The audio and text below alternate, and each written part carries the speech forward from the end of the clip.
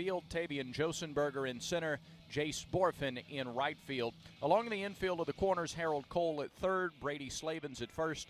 Up the middle, it's John Bolton at short, and Peyton Stovall at second. Parker Rowland makes his second start of the weekend behind the plate, and Cody Adcock is the pitcher. He is the transfer from Ole Miss. He went from Ole Miss to Crowder College, and from Crowder College, he made his way here to Arkansas. He's originally out of Texarkana, and Adcock this season, a 1-1 record in 9 relief appearances. So this is his first start of the year. 9 relief outings, 12 2/3 innings pitched. He's given up 17 hits, 12 runs, 11 of them earned. He has walked 4 and struck out 14. Opposition has hit .315 against Cody Adcock. A 1-1 record, a 7.82 earned run average. Before Kason Howell gets us started, let's pause 10 seconds for station identification on the Auburn Sports Network.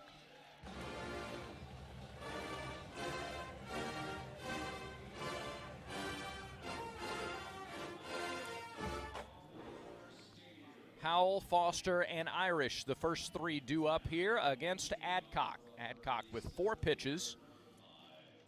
Fastball, slider, change, and a curve that'll show every now and then.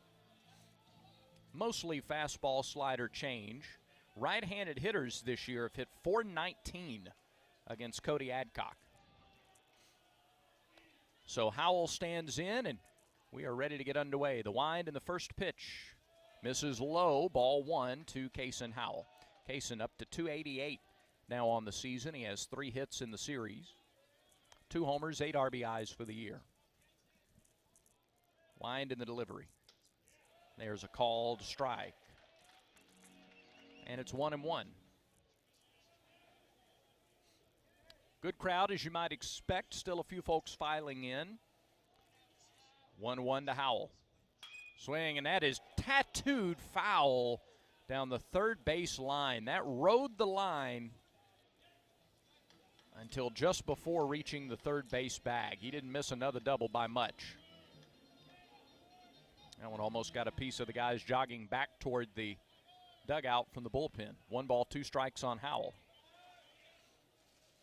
Adcock delivers and misses with a fastball low and away. 2 balls, 2 strikes. Howell 2 homers and 8 RBIs on the year.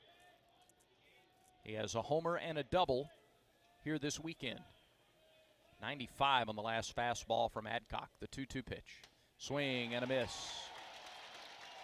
Howell is down on strikes, and that's how things start here this afternoon. Howell will hand his bat to Ike Irish, give him a couple of words about Adcock on his way back to the dugout. Strikeout number 15, better than a strikeout an inning for Adcock this year. Again, he's appeared in 9 games as a reliever.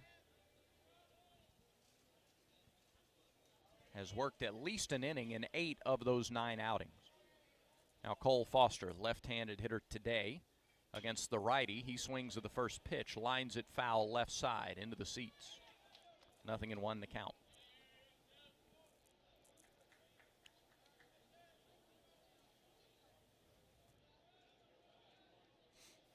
Mostly fastballs to left-handed hitters so far this year for Adcock.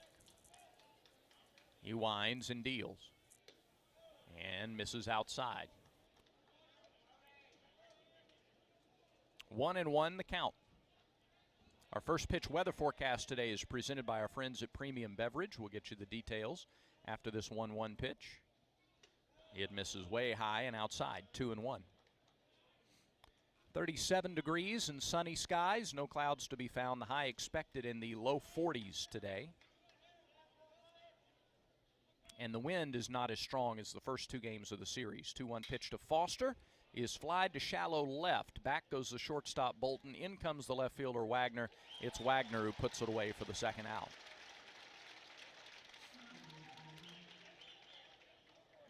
Foster got a fastball over the outer third and flied it to left field. Friends at Premium Beverage remind you that Modelo is brewed for full-time fans. Drink responsibly. Modelo Especial beer, imported by Crown Imports, Chicago, Illinois. Now with 2 outs, here's Ike Irish. First pitch. Misses low, ball 1.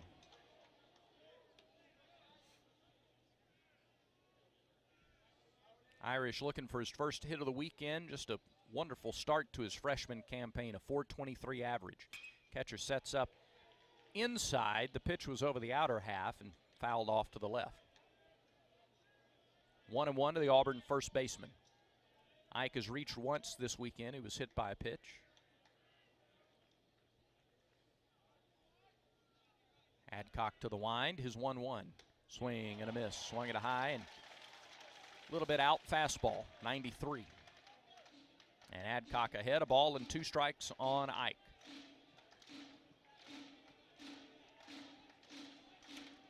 Rowland puts down the sign.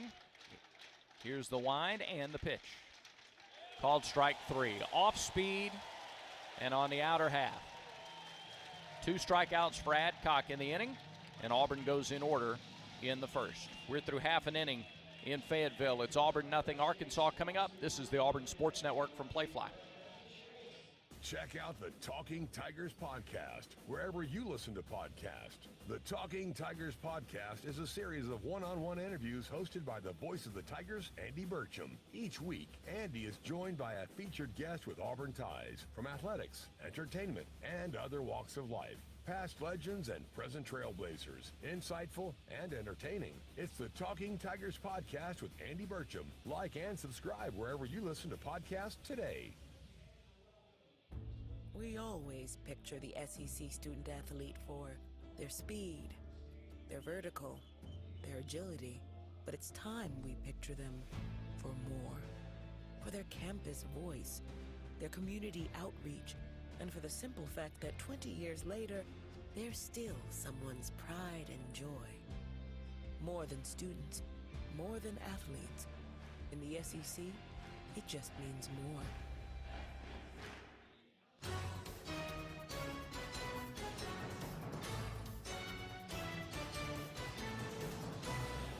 Nothing doing for Auburn in the top of the first. Arkansas bats for the first time against Connor Copeland here this afternoon. Let's set the Auburn defense. In the outfield, it's Stanfield in left, Howell in center, and Kirby in right. From third to first, Gavin Miller, Cole Foster, Bryson Ware, and Ike Irish. Nate LaRue back behind the plate, and Connor Copeland is the pitcher. 6'2", 185, a senior left-hander out of Mobile by way of Pensacola State. And his numbers for the season, 2-0 with a 7.11 earned run average, 5 appearances, 2 starts, 12 2/3 innings, 18 hits, 10 runs, 2 walks, 14 strikeouts, and opposition hitting .340 against Connor Copeland. But in his 2 starts, he's 2-0, and his earned run average is .60. 12 strikeouts in 8 2/3 innings as a starter this year. Copeland's 2 starts have come against North Alabama. Gave up a run on 3 hits in 3 2/3 innings, no walks and 6 strikeouts in that outing. And then a week and a half ago at Jacksonville State, 5 shutout innings, just 2 hits, 1 walk allowed, and he struck out 6. So in his 2 starts, he struck out a half a dozen apiece, season highs for Copeland. Those 6 strikeouts, just 2 off of his Auburn high that he set last year against Kennesaw State in a start. Copeland was 3-0 on the mound last year for the Tigers. He works off the left side of the rubber, and his first pitch is a strike at the knees to Tavian Josenberger. 0-1. 65 and 66 pitches in his 2 starts this year for Copeland. The kick and the delivery. Off speed, and that missed a little bit low. 1-1 the count. Auburn wearing the gray road jerseys, gray pants, navy blue letters, orange numerals on the front, navy on the back, and the navy blue hats today. The pitch off speed and low. It's 2-1 to Josenberger. Arkansas in the cream-colored jerseys with red striping down the side of the pants, red numerals and letters, red batting helmets. Josenberger, a couple of windmills of the bat. The 2-1 pitch. Misses low. 3 balls and a strike.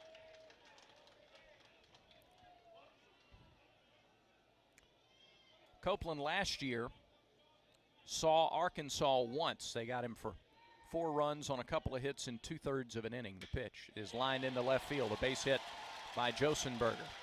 and that is his 4th hit of the series. He's now 4 for 10. And the ball gets away from Irish. Josenberger tries to go to second, and they got him. It didn't get far away from the bag. Josenberger took off anyway. Whether that was his call or the first base coach telling him to go, he took off for second. Irish only had to go about 7 or 8 feet to get the ball, and then he threw to second, and they had Josenberger dead to rights. There's out number 1. We'll take it however we can get it. 3-6 on the put out down at second base. 1 down, bases empty. And now here's Peyton Stovall. The second baseman takes an off-speed strike on the outside corner.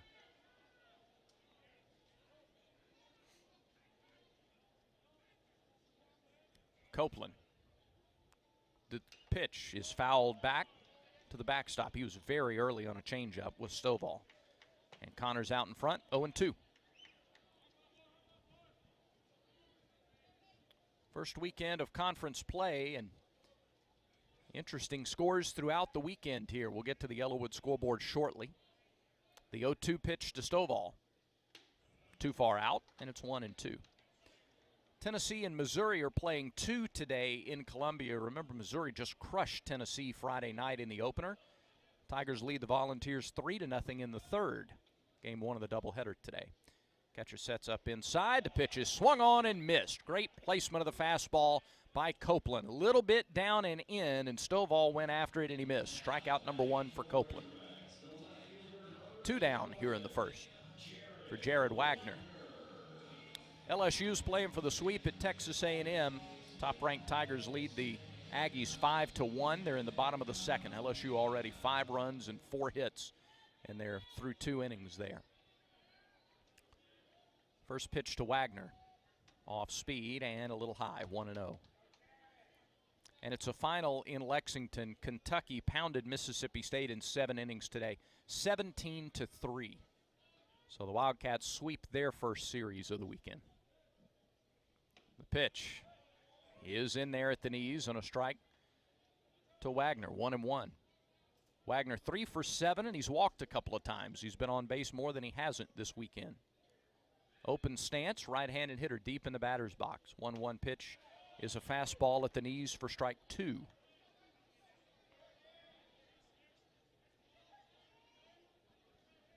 Copeland has been able to get out in front of the last 2 hitters. He'll try to put away Wagner. Ground ball to third. Miller waits, takes, throws, out number 3. So a single erased immediately as Josenberger tried to take second when it got away from Irish, and then Copeland gets a strikeout and a ground out, and the inning is over. No runs on a hit, no errors, nobody left for Arkansas. We go to the second inning in a scoreless game. Auburn baseball continues in a moment. A swing so powerful it takes our breath away. Whoa, what a grab! A double play that has us high-fiving strangers, swaying together with every take me out to the ball game, and the rally that brings us to our feet as one. At Alabama Power, we believe that sharing 9 innings of baseball makes us a better community. It's a powerful spirit that energizes the communities we serve. It's power for a better Alabama. Alabama Power is a proud supporter of the Auburn Tigers. And we're back with breaking news. Coke Zero Sugar might be the best Coke ever. That's right, Jim. Coke Zero Sugar is a must-try for any Coke fan, so make sure you... Jim. Jim. We're on the air. Ooh, yes, this tastes like the best Coke ever to me. Your thoughts, Jen? Well, can I have a sip? Jen, we're in the middle of reporting the news. I need to try it first. Exclusive play-by-play coverage of Auburn baseball is brought to you by Cook's Pest Control and the Centricon system. You don't have to live with termites. Middle third of the order due up for Auburn here in the second inning against Cody Adcock. No score between Auburn and Arkansas as the Tigers try to win the series finale. They are on the road one more time before coming back to Plainsman Park. They'll be in Montgomery on Tuesday against South Alabama. So for all of you listening to us today on Sports Radio 740 in Montgomery, make your plans to come on out to Riverwalk Stadium and check out the Tigers and the Jaguars at 6 o'clock on Tuesday. Hope for a big orange and blue contingent out there Tuesday night, in a place we always love to come and see the Tigers play. First pitch to Bryson Ware is an overthrow that's low and all the way to the backstop. A ball and nothing to Ware, who's starting at second today for the Tigers. 3 for 7 on the weekend. Bryson's had a good start to conference play. Pitch, swing, and a pop foul back in on the hands. 1-1 the count. Ware with a pair of solo homers yesterday. He has 3 hits and he scored 4 runs.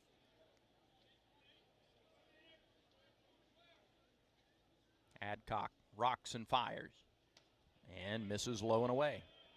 2-1 the count. Ware, Kirby, and Stanfield, the first 3 here in the second. Pitch to Ware. Outside, low, and that one gets away from Rowland. Hitters count. Wind is blowing out toward left at the moment.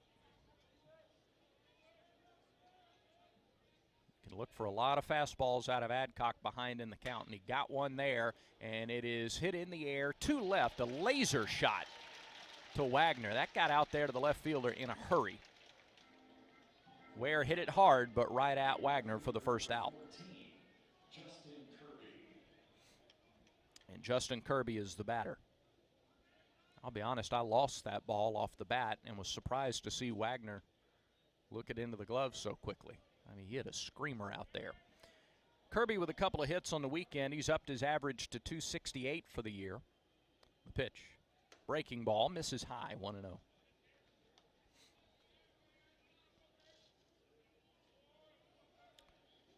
Kirby, the only player in the lineup today that's a transfer from a D1 school. Arkansas has 3 of them in the lineup today. There's a swing and a miss by Kirby, 1-1 the count.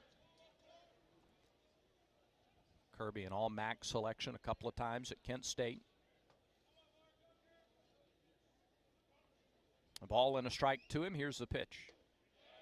It was low. He did not go. They appeal to Michael Phillips at first.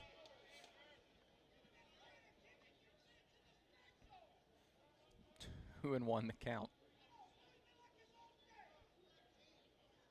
The pitch. Swing and a foul back. And the count's even at 2-2. Well, the fans here are on you right from the start, whether you're the opposing team or the umpires. They try to get behind Adcock here with 2 balls and 2 strikes to Kirby. Nobody on, 1 out, second inning, no score. The delivery. It's high, and the count is full. Kirby with 2 hits and a walk this weekend. He's walked 17 times this year. That's the most on the team. Adcock's payoff pitch. Outside, ball 4. He's now walked 18 times. Good at bat by Kirby. First base run of the day for the Tigers. And here's Chris Stanfield. Stanfield hitting .381.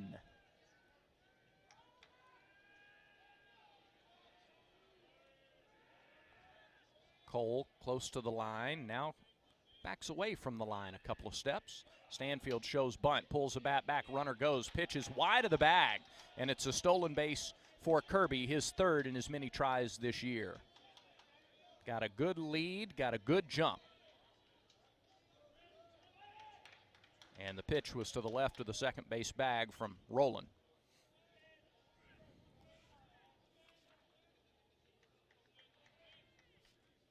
Pitch to Stanfield, fastball for a strike.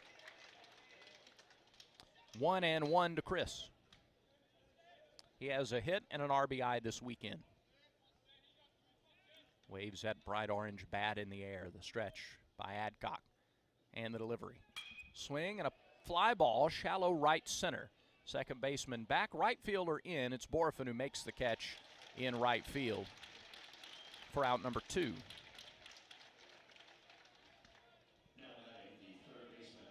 And that'll bring Gavin Miller to the plate. Gavin's making his first start of the weekend. Highly touted third baseman. Got a couple of pinch hit attempts here this weekend. This is his first start in conference play. He was hit by a pitch in one of his 3 plate appearances. First pitch of this at bat misses high and out. 28 pitches for Adcock. 1 on, 2 outs, top of the second. No score between Auburn and Arkansas. Base hit by Miller would give the Tigers the lead as Kirby leads away from second.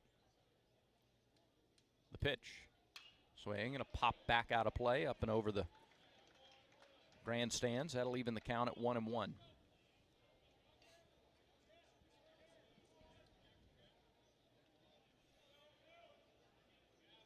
.92 on the last fastball from Adcock. The right-hander comes set, checks second briefly, now comes home, and the pitch is popped up. Got the slider, fouled it back out of play. Now Gavin will try to do some 2-strike hitting. Nate LaRue would be next. 2 outs, runner at second.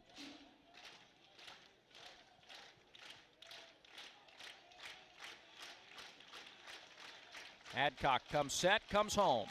Swing and popped up off the top of the net. Good battle here by Miller.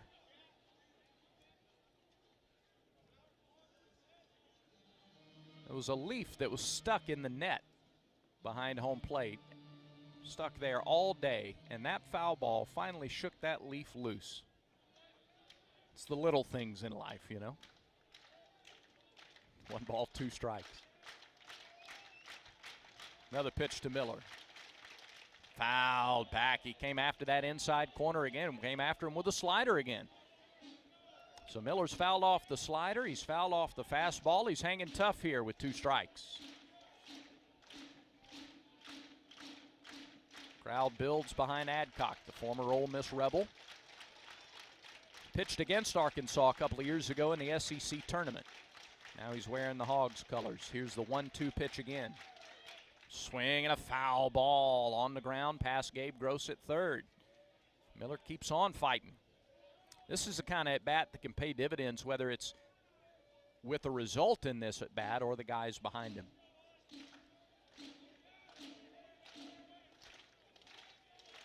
Miller right on top of the plate. 9 on the pitch clock.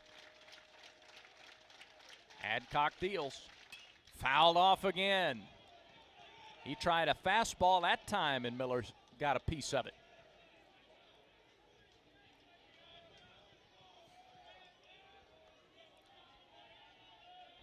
Miller chokes up on the bat. Stands right back in. Kirby the runner at second. A walk and a stolen base for Justin. 2 outs. 1-2. Low, runner goes, throw to third. Nobody's on the bag. Wow. Cole had to come in late.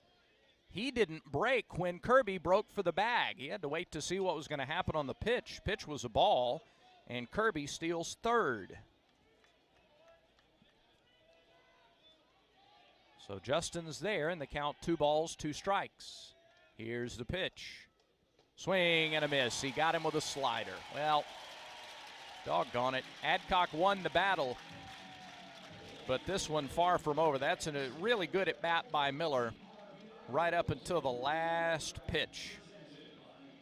No runs, no hits, no errors. A walk and a man left for the Tigers. We go to the bottom of the second inning. No score in Fayetteville. This is the Auburn Sports Network from Playfly.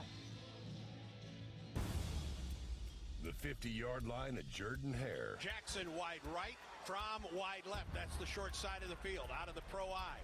Ashford under center. Pitches the ball to Tank Bigsby. To the boundary, 35, 25, 20. He is gone! Touchdown, Tank Bigsby! 35 yards, touchdown Auburn! Center court at Neville Arena. 7 on the shot clock. Wendell Green with 5. Jabari inside to the basket. Dunks it and gets fouled. A resounding dunk for an SEC championship for Jabari Smith. Behind the plate at Plainsman Park. Here's the 3-2 pitch. He struck him out! He struck him out! The Tigers are going to Omaha! Burkhalter strikes out Forrester, and the Tigers dogpile in Corvallis. We put you right in the middle of the action This is the Auburn Sports Network from Playfly.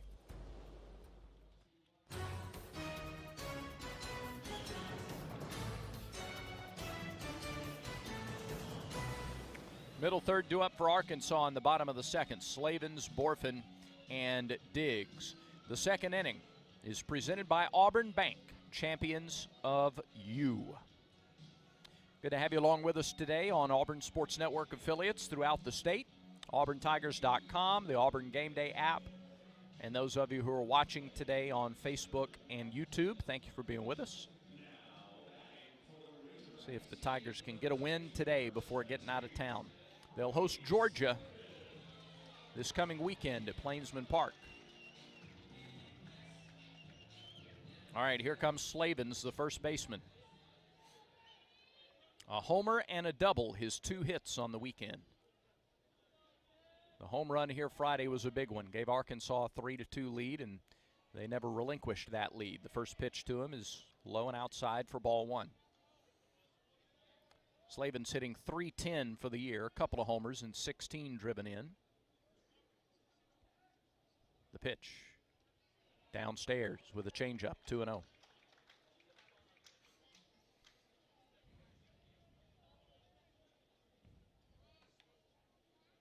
Copeland gets a new baseball. Steps back on the rubber, and so the pitch clock will begin again. Lefty-lefty matchup to open the second. Slavens, the veteran first baseman, takes a ball a little bit inside. 3-0 the count.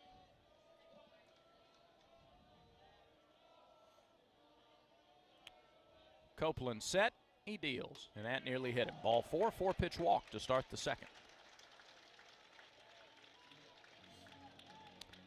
Slavens is aboard, and Jace Borfin the hitter. Borfin, the transfer from Oklahoma. Second season with the Hogs. He is hitting .387. 5 home runs and 17 driven in. 17 RBIs, third most on the team entering the game today.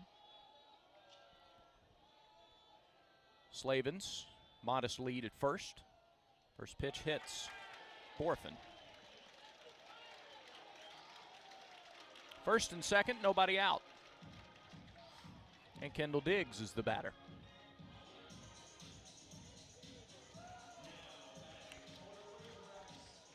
Diggs hitting .345, half a dozen homers, 24 driven in. He has doubled twice. His double yesterday gave Arkansas a 3-0 lead in the first. Darren Schoenrock out quickly. Auburn's first-year pitching coach, veteran coach, out there to talk to Connor Copeland. A walk and a hit batter, and Auburn's bullpen is now populated. I think Darren Schoenrock will use every second that they give him in this meeting. Free base runners. Big part of that first inning yesterday for Arkansas. They got those 3 runs, and the only hit in the inning was Diggs' bases clearing double.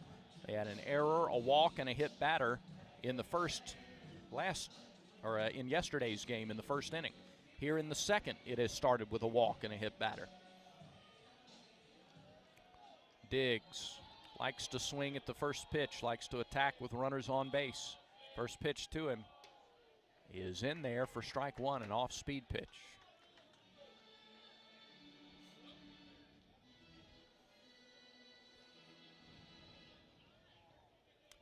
Diggs with 4 RBIs on the weekend, 3 for 7.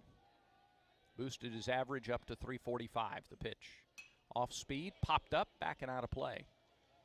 So a couple of change-ups in a row to start Diggs, and now the count 0-2.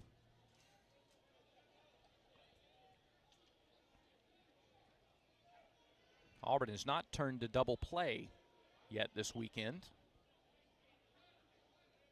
0-2 pitch, off speed, popped up, left side of the infield. Who wants it? Foster calls off Miller. Cole looks up, makes the catch before backpedaling into the short left field grass. There's out number 1. And now here's Harold Cole.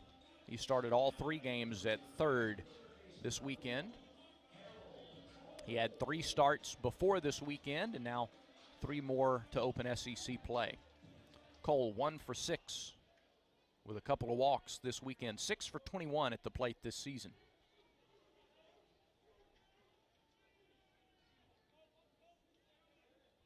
Copeland checks second briefly, now delivers. And misses low. 1 ball, no strikes.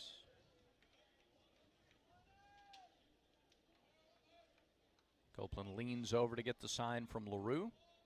Nate puts it down for him. Now settles in. The 1-0 delivery to Cole.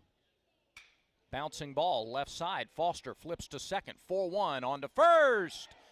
In time for the double play. 6-4-3, twin killing. And that is the inning. First double play turned by Auburn this weekend comes in a good spot. Arkansas had runners on, 2 on with nobody out, and Auburn gets out of it unscathed. No runs, hits, or errors, and 1 left stranded for the Hogs. We go to the 3rd inning. Still no score here in Fayetteville. Auburn baseball continues in a moment.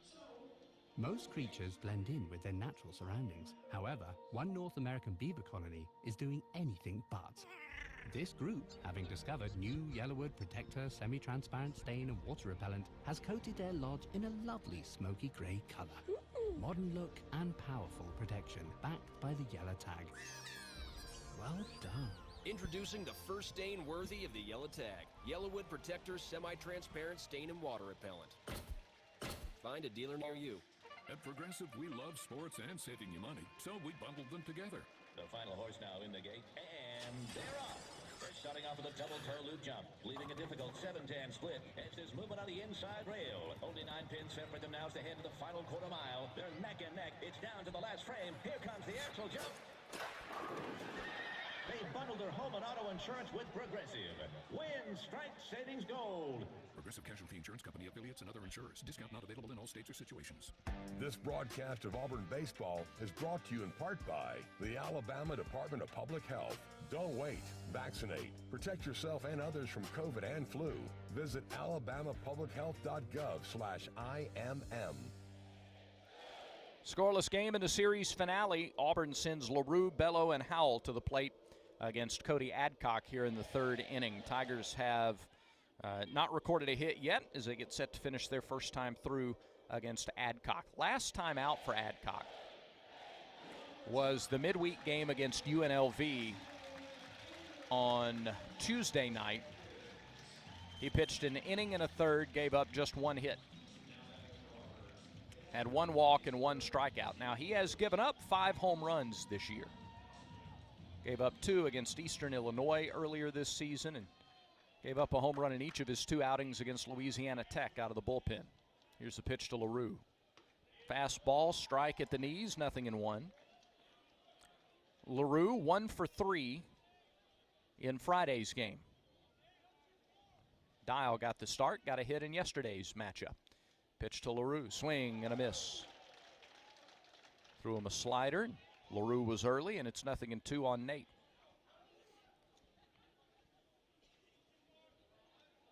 Adcock ready to go quickly. Holds the glove in front of the face, begins the wind in the 0-2. Just missed. Just a little bit out, I believe. And it's 1-2. Big gap in left center. Play him to go the other way in center and in right. The 1-2 delivery. Swing and a miss. Foul tipped into the mitt, rather. Got him with a breaking ball again. And that is now 4 strikeouts for Adcock through the first 2 1/3. Here's Mike Bello. Bello 0 for 4 is the DH yesterday. He's 4 for 21 on the season. He's driven in 3 runs. Pitch to the left-handed hitting DH is low, 1-0.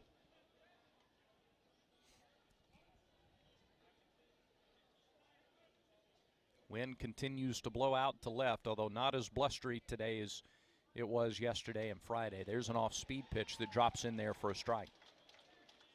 1-1 to Bello.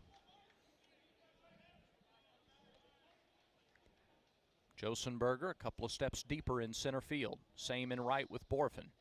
1-1 to Bello, missed outside and low, 2-1.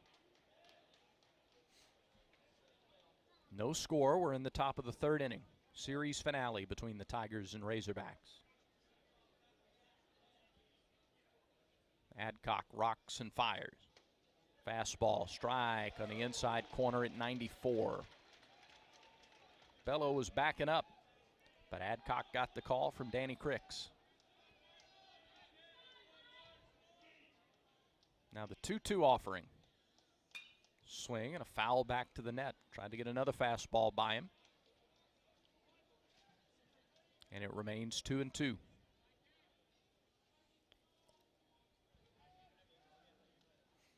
Now Josenberger a couple steps over toward left center. Right-hander ready again for the Razorbacks. Here's the pitch. Swing and a foul. That one almost got Howell in the on-deck circle.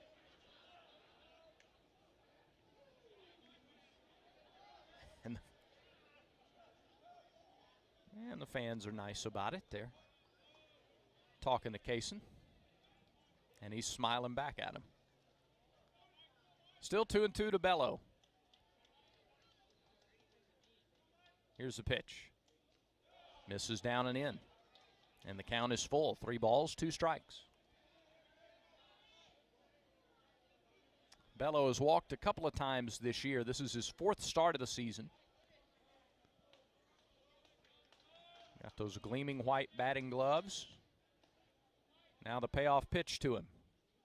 Swing and a line drive, base hit to left center field. Bello kept fighting. He stayed alive. He took ball 3 and then lined it out to left center. A 1-out single for Bello. His 5th hit of the year, his first hit of the weekend. A 1-out base runner for the Tigers. Now here's Kaysen Howell.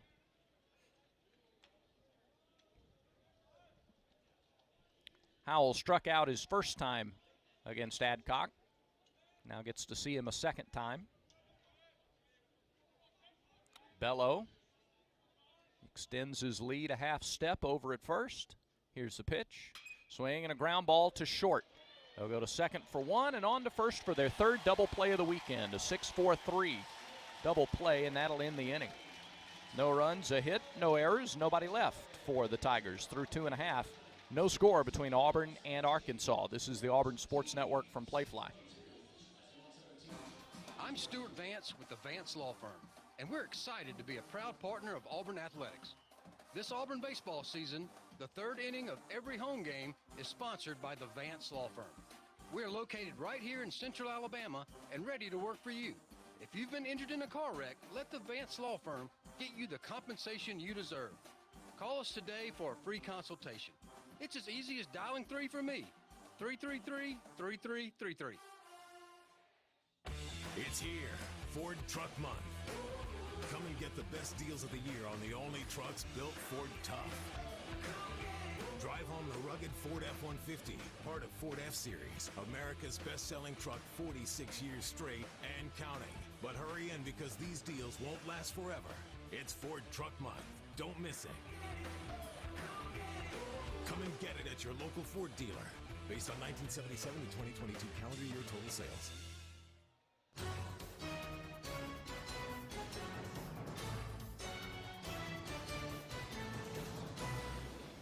8, 9, and 1 hitters for Arkansas in the bottom of the 3rd inning. This 3rd inning is presented by the Vance Law Firm. We are scoreless as we go to the bottom of the 3rd. At the Vance Law Firm, they say dial 3 for me. 334-333-3333. Rowland, Bolton, and Josenberger against Connor Copeland.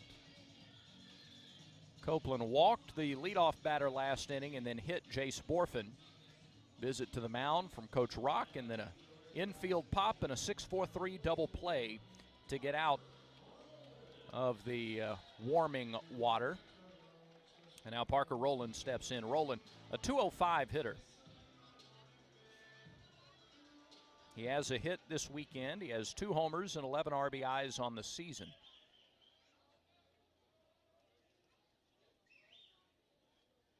Wide stance, tall right-handed hitter.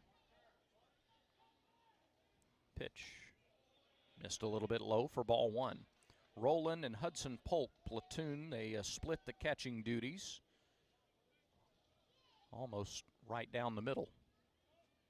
Roland's 11th start in their 20th game, and he fouls the pitch back to the screen, 1-1. 25 pitches for Copeland in his third start of the year.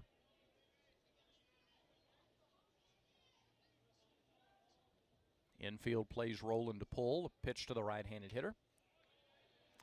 Just outside, went after that outside corner, didn't get the call. 2-1. No score, bottom of the third. Each team has a hit. Copeland deals. Misses low, it bounced up there. It's 3-1.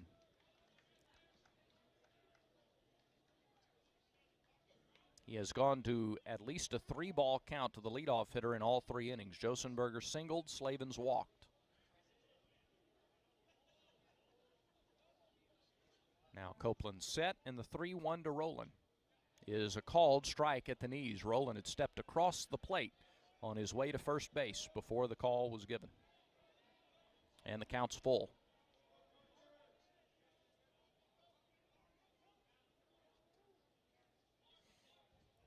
Payoff pitch to the Arkansas catcher is fouled at the plate. He waited on the changeup and got just enough of it.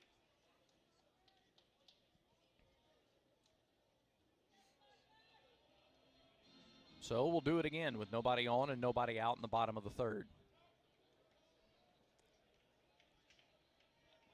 Roland windmills the bat a couple of times. Copeland's pitch, swung and lined hard but foul left side and into the seats.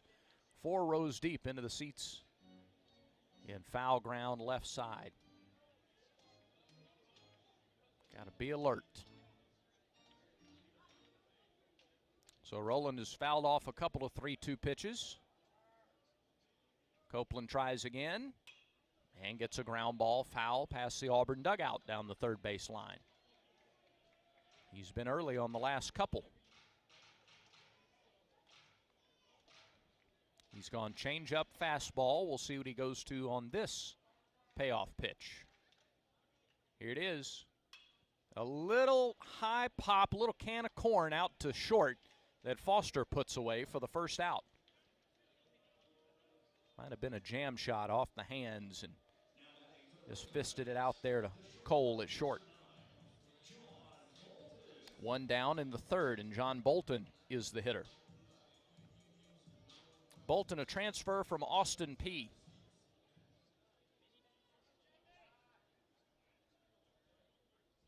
Hitting .237 for the year, no homers, 7 RBIs, a pitch. Miss low and in, 1 ball, no strikes. He's been good at short this weekend.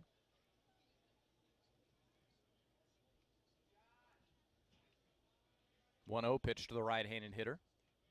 Bounced up there, 2-0. 2 for 6 at the plate against Auburn this weekend, a double included.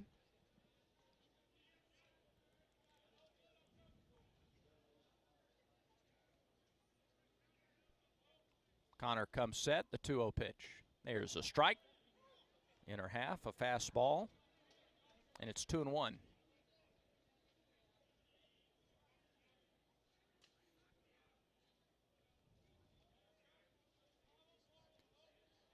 The pitch, way upstairs and out, and it's 3-1. Bolton listed at 5'10", 180. Out of Memphis, Tennessee. He bats with nobody on and 1 out. 3-1 pitch. There's a strike on the inside corner. And Bolton made a step across the plate before the call was given. And now the count's full to him. Copeland straightens up, payoff pitch. Strike 3. Fastball at the knees, inside edge. Good pitch from Copeland. 2 down. That is strikeout number 2 for Copeland this afternoon. The K counter is presented by Kia of Auburn, where you are always number 1. Back to the top of the order, and Tavian Josenberger. Josenberger singled to left back in the first inning, and then when the ball came into the infield to first base, first the pitch, Fly ball left field. Stanfield on his way back. It's over his head. He misplayed it. Extra bases for Josenberger. Stanfield broke in off the bat instead of breaking back. It was then over his head. It short hopped the wall, bounced back over his head toward the field. And that's just one that he will learn from out in left field. As it is a 2-out double for Josenberger, and he has his second hit in as many trips. He went up there swinging at the first pitch. And he hit it well. But I think Chris's first step was in, and so he had to make up some ground in a hurry and just couldn't get there. Now here's Peyton Stovall with 2 outs and a runner at second. Stovall struck out against Copeland his first time. Connor's first pitch to him here is outside, ball 1. Scoreless game in the bottom of the third. 2 outs and a runner at second for the Razorbacks with good speed.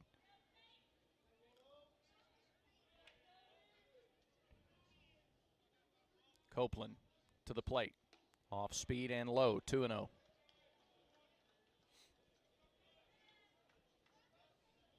Auburn has 3 players in the lineup today batting better than 400 on the year. Arkansas doesn't have any 400 hitters, but the top 6 are all 310 and above. There's not a soft spot in the lineup in these first 6. There's a called strike. It's 2-1 to Stovall.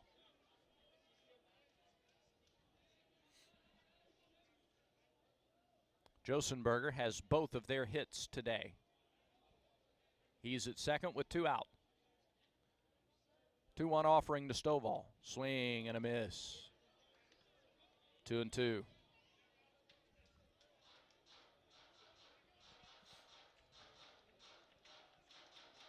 One more strike, Connor, to get out of the inning.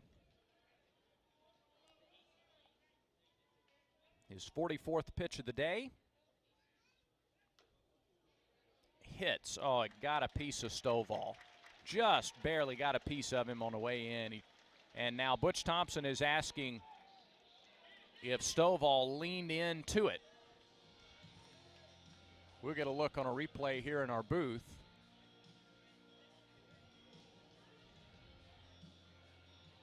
It hit the elbow protector. And Auburn is challenging the ruling on the field that Stovall was hit by the pitch.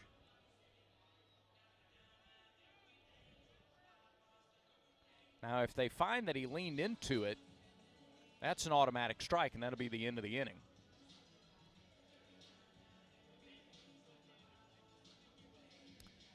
If a player has a protective guard on and it glances the guard on the way by and the guard's hanging off the arm,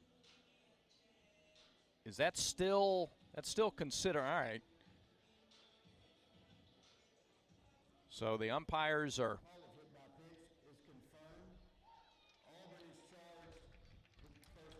all right, so the call is confirmed, as you heard. It did hit that protective elbow guard. Just a judgment call as to whether Stovall slightly flinched the arm forward. Doesn't matter now. They're at first and second with 2 down, and Wagner, the batter, in the first pitch to him, missed a little bit low. 1 ball, no strikes. Wagner grounded out to third his first time. He's 3 for 8 on the weekend. Right-handed hitter. The pitch. Called strike, inside edge. Good pitch. 1-1 the count.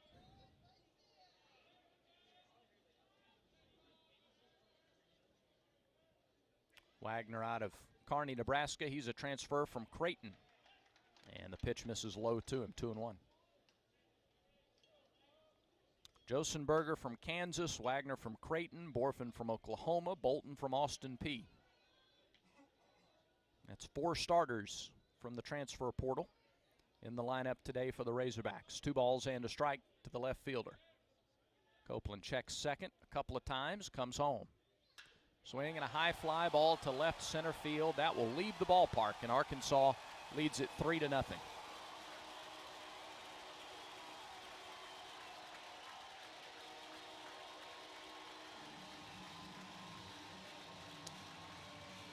The 2-out double and hit batter come around to score. After the first 2 were retired, the second time through the order, Arkansas has produced.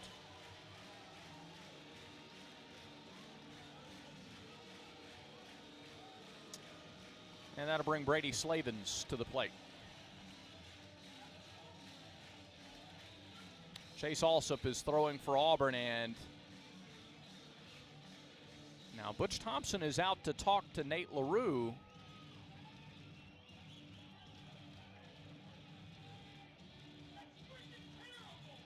And the home plate umpire is talking to Dave Van Horn. Dave Van Horn is really barking at the home plate umpire about something. I'm not sure what the discussion is with Danny Cricks.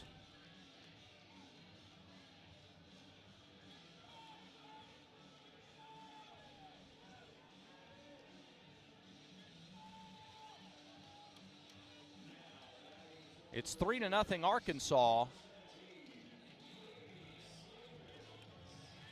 And Brady Slavens is the batter. And before he does, Darren Schoenrock will come out to talk to Connor Copeland.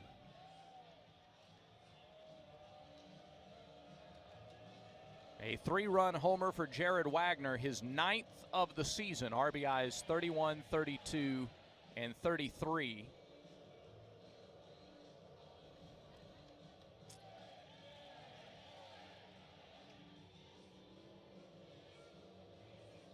And as this meeting on the mound continues, the call has been made. That'll be the end of the day for Connor Copeland, and Chase Alsop makes his way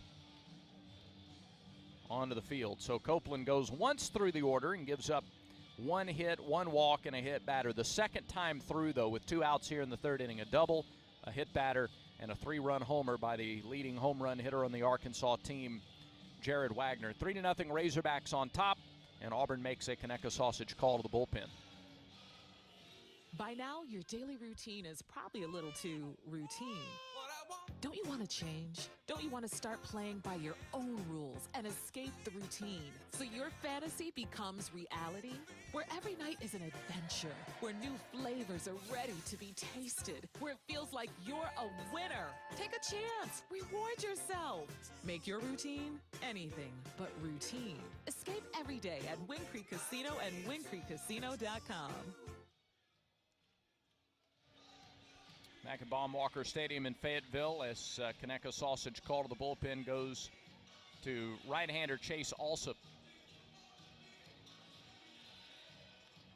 Alsop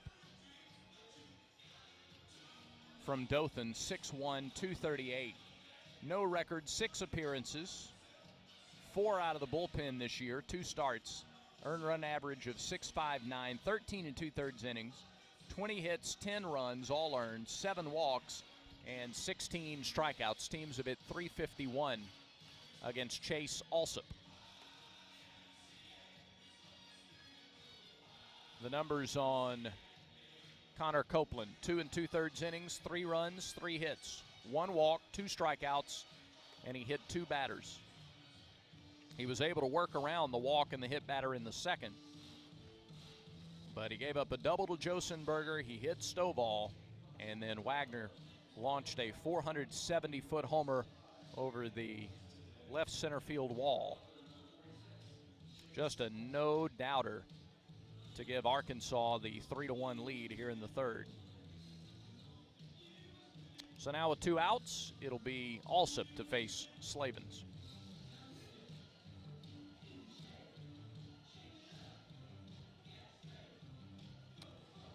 Slavens walked to lead off the second inning. He was left stranded in that inning.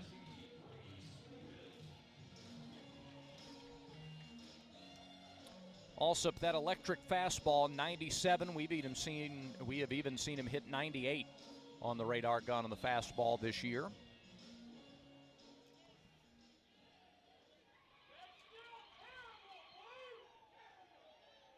And the first pitch to Slavens in this at bat.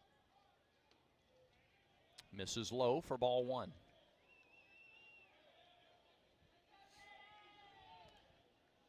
3-0 Razorbacks lead. We're in the bottom of the third inning.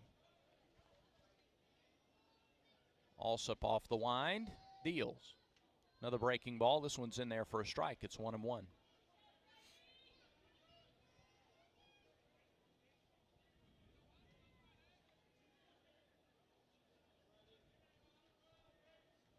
The kick and the pitch from the sophomore flamethrower misses low. It's 2-1. Alsop's last appearance against Georgia Tech, and that marathon win for the Tigers back at Plainsman Park. 3 runs on 4 hits in 2/3 of an inning. 2-1. Swing and a miss at a breaking ball, and he had Slavens way out in front. 2-2. Alsop's last 2 outings, an inning and 2/3 total. He is not allowed a walk. He has a couple of strikeouts. Now the 2-2 delivery. Swing and a miss. He threw the fastball by him at 97, and the inning is over. But Arkansas gets 3 runs on 2 hits in the inning. The 3-run homer by Jared Wagner, the big blast. No errors and nobody left. We are through 3 with your score. Arkansas 3, Auburn nothing. Auburn baseball continues in a moment. I'm Stuart Vance with the Vance Law Firm, and we're excited to be a proud partner of Auburn Athletics. This Auburn baseball season, the 3rd inning of every home game is sponsored by the Vance Law Firm. We're located right here in Central Alabama and ready to work for you. If you've been injured in a car wreck, let the Vance Law Firm get you the compensation you deserve. Call us today for a free consultation. It's as easy as dialing 3 for me. 333-3333. Lowe's always has more ways for you to save. On top of our everyday low prices, pros can save big when buying in bulk. Or if your purchase is over $1,500, ask about our volume savings program. A pro associate can provide a customized quote. Ask about our volume savings programs today. It always pays to be a pro at Lowe's. While supplies last, minimum purchase required. Selection varies by location. Lowe's reserves the right to limit quantities. Volume discount pricing quotes are valid up to 7 days. Visit your local pro desk to learn more and start saving. Offers subject to change and may not be available in all Lowe's stores. Back to the ballpark for more Auburn baseball. 3-0 Arkansas as the Tigers come to bat in the 4th inning. Foster, Irish, and Ware due up for Auburn. Arkansas starter Cody Adcock back out there to work the 4th. So far, he's given up just the 1 hit. He's walked 1 and he struck out 4. He's at 49 pitches as we go to the 4th. Conecuh Sausage is proud to sponsor Auburn baseball. Conecuh Smoked Sausage is a fan favorite for tailgating. You can tailgate anytime with Conecuh Sausage. You can also enjoy their premium hot dogs inside Plainsman Park. Conecuh, still family owned and made in Evergreen, Alabama since 1947. Make Conecuh Sausage a part of your game day. Brad Law from Baum Walker Stadium here in Fayetteville. Anthony Lowe in our Skyview Auburn Sports Network studios. Cole Foster flied out to left his first time. He leads off the 4th, taking a called strike, 0-1.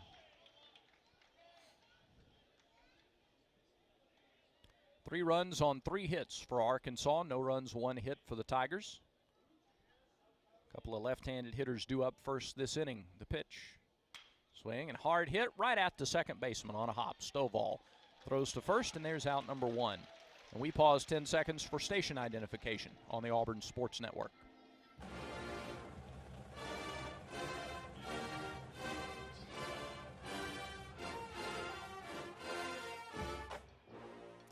Ike Irish struck out back in the 1st inning.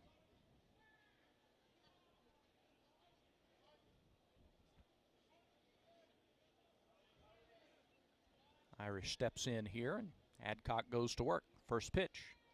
Fastball, flied to left. Wagner is there. He's drifting back all the way to the warning track. Man, that thing had some carry on it.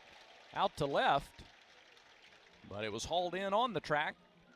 And Adcock has needed just 3 pitches to get the first 2 outs in the 4th.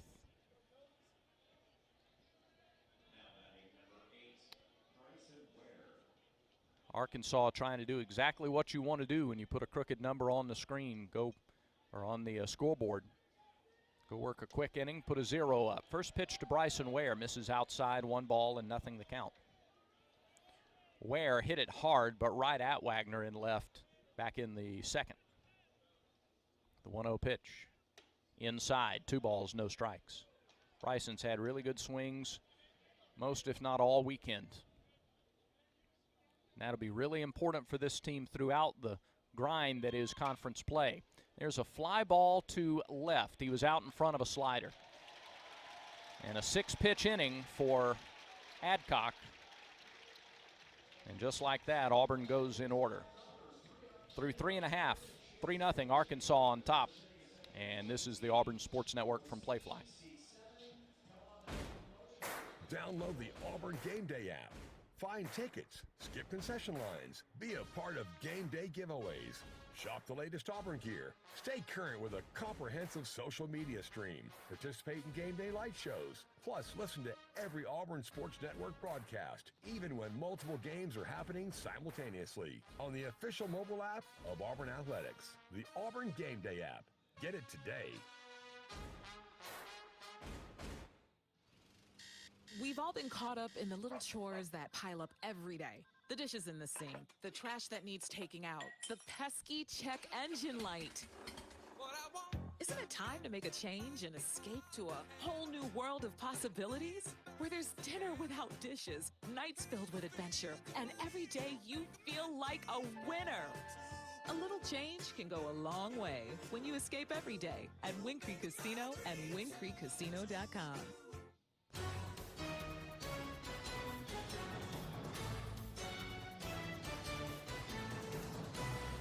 We go to the bottom of the 4th. It's 3-0 Arkansas. Borfin, Diggs, and Cole, the first 3 due up against Chase Alsop, who will start his first full inning of relief. He came on to get the last out in the 3rd and struck out Slavens. Auburn baseball is brought to you by the Alabama Department of Public Health. Don't wait. Vaccinate. Protect yourself and others from COVID and flu.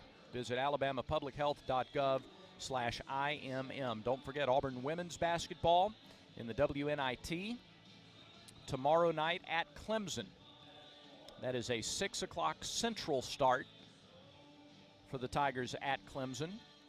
Britt Bowen will have radio coverage for you on FM Talk 93.9 in the Auburn area. That game is available on the Auburn Game Day app for those of you who can't listen to the local Auburn radio affiliate. That's women's basketball and the women's NIT. Auburn at Clemson tomorrow night at 6 Central. Here's Borfin, who was hit by a pitch back in the 2nd inning. He was erased as a part of the double play, turned to end the 2nd inning. First pitch swinging, he fouls it back to the net, 0-1. It's been about this time all 3 games that sweet smell starts to work its way through the ballpark. I think we finally narrowed down what it is. The 0-1 pitch. Breaking ball, grounded through the hole, right side. That's a base hit to right. That was a breaking ball by Alsop, and Borfin was out in front, but he was able to slow the bat down just enough to pull it into fair territory, right field, a base hit to lead off the 4th. And brings Kendall Diggs to the plate. We'd been told maybe it was kettle corn, and then walking around today, not only do they have kettle corn, they have caramel corn too. And we think that's what it is. So there, we solved that mystery in just 3 days. Here's Kendall Diggs. He popped out to short his first time. First pitch will have to wait. Throw over to first. And Borfin is back with a head-first slide. 3-0, Tigers trail. They've been out hit 4-1 to this point. We're in the bottom of the 4th. Alsop comes set. The right-hander to the plate. Fastball line to right field. That's a base hit. Might be extra bases. To the wall it goes. Borfin on his way to 3rd.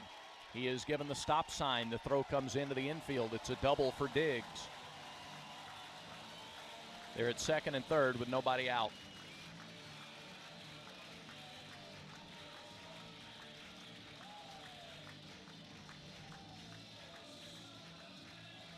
Will Cannon is throwing for Auburn in the bullpen. And Harold Cole is the hitter. 96-mile-an-hour fastball, and Diggs turned on it. That is the 3rd double of the weekend for Diggs.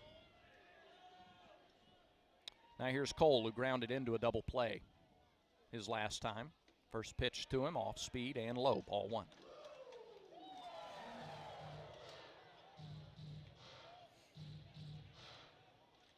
Arkansas trying to add to a 3-0 lead. Alsop from the stretch. Delivers. Breaking ball, there's a strike. At the belt. That'll even the count.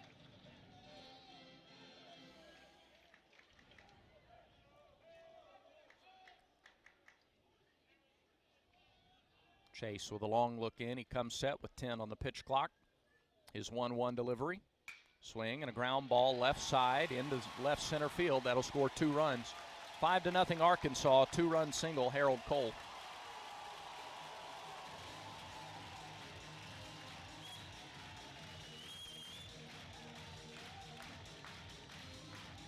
And Arkansas is hitting the fastball here in the 4th inning.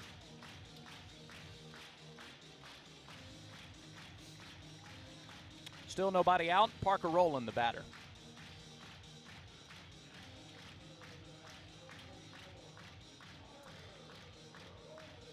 And you can see Foster still not quite. I just wonder if he's not quite 100% yet playing it short. That ball got out there pretty quickly, but it got by him into left center. And here's Coach Rock. Arkansas with 3 straight hits to start the 4th inning. They've scored a couple of runs. They scored 3 in the 3rd and 2 in the 4th. And they lead 5-0.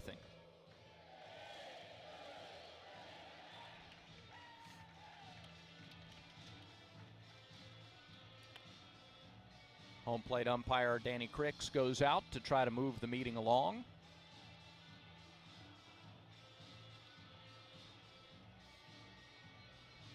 And Alsop will stay out there.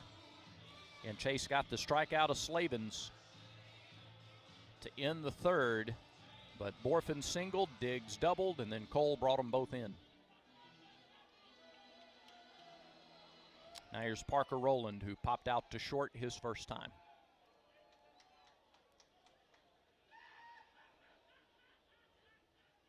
LaRue sets up inside. The pitch is a strike over the outer half, 0-1. Started him with a breaking ball, over for strike 1. Cole gets his lead from first. It's a quick hop and a throw to first. Checking the Yellowwood scoreboard, Missouri leads Tennessee 7-2. They're in the top of the 7th in Knoxville. Missouri playing, or rather in Columbia. Missouri playing for the series win. 0-1 pitch, misses upstairs. 1 ball, 1 strike.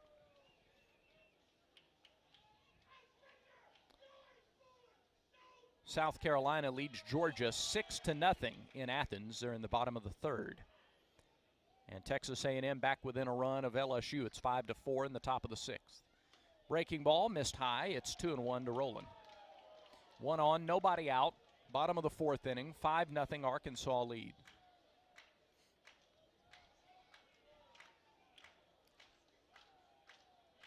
Razorbacks with 6 hits today. Another throw to first. This one a little bit closer. This time Cole has to dive back in safely.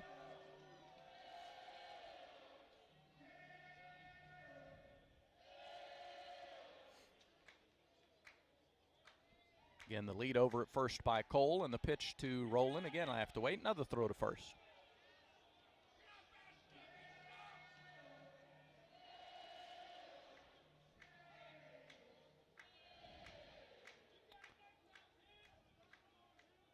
Alsop comes set. His 2-1 to the Arkansas catcher is swung and missed. High fastball. Evens the count at 2-2.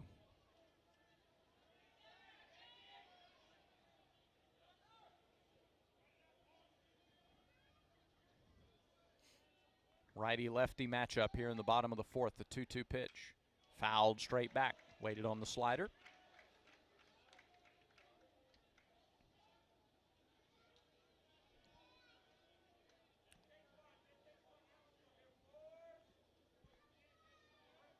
Rowland has driven in 11 runs on the year.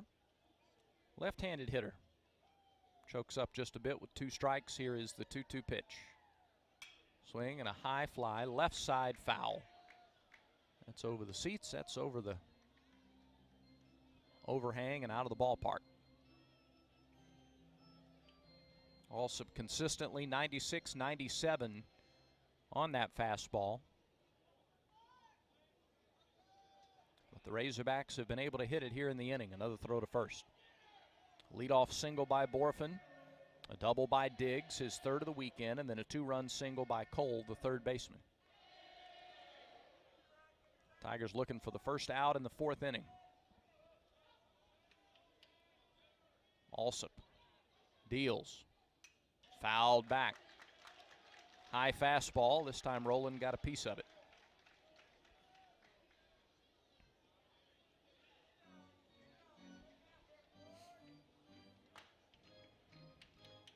The big hits for LSU or for Arkansas this weekend have come with men on base. A 3-run homer on Friday to give them the lead, a 3-run double in the first inning yesterday to give them the lead, and a 3-run homer today.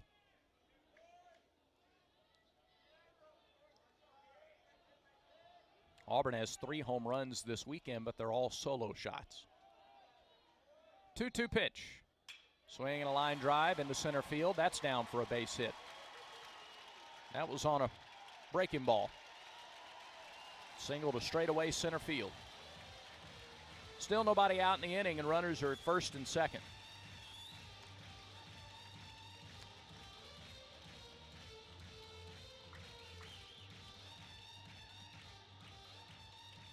That'll bring up John Bolton, the number 9 hitter.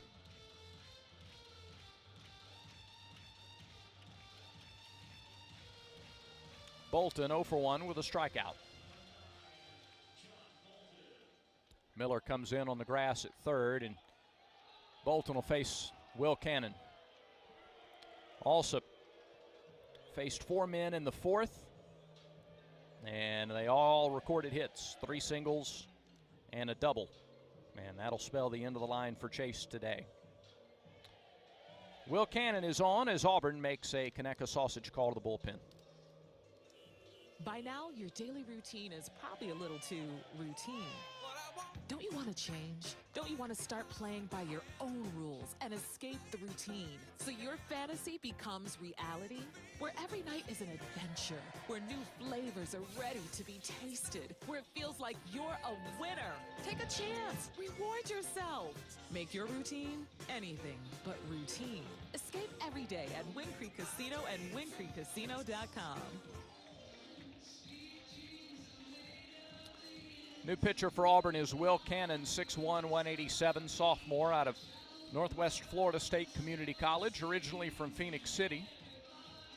He's finished 5 of the 7 games he's appeared in this year. That won't be the case today, barring something a little unforeseen as he comes out with nobody out in the bottom of the 4th inning. Last time out against Georgia Tech, 2 1/3 scoreless, 3 strikeouts. That was Tuesday back home against Georgia Tech. For the year, Cannon a 1-0 record in 7 appearances. 1-0 record, earned run average of 3. He's pitched 12 innings, given up 15 hits, 6 runs, 4 of them earned. He has walked 4, he's walked 6 and struck out 14. Opposition hitting .313 against Will Cannon.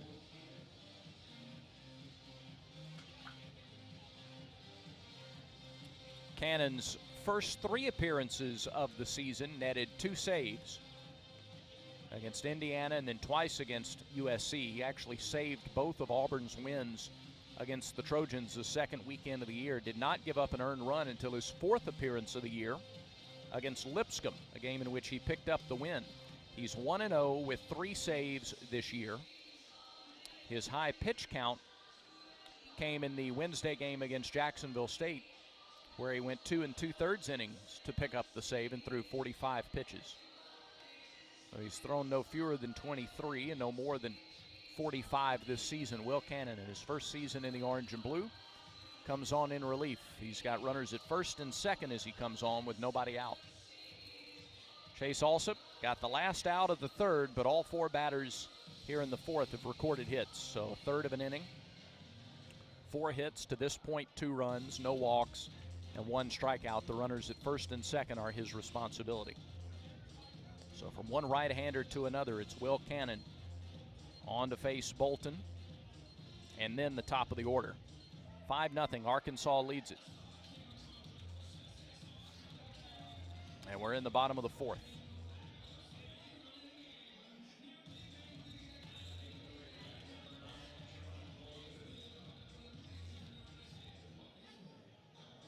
Bolton gets set to step in from the right side. Miller still in on the grass at third. Irish almost to the grass at first. Bolton squares to bunt before Cannon even starts his motion.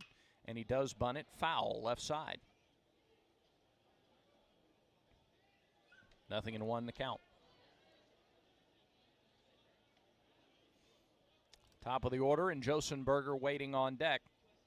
Josenberger has a couple of hits already today. 5-7-0 the line for Arkansas. 0-1-0 the line for Auburn. Again, Bolton shows bunt. Irish already halfway up the line. Here's the pitch. He lunges at it and can't get it. 0-2.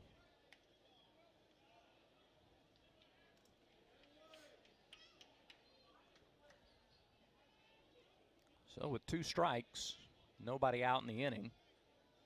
Corner infielders back even with the bag. And Bolton looks to be swinging away with 2 strikes. There's a turn, a throw back to second. Close play. Cole slides back in safely.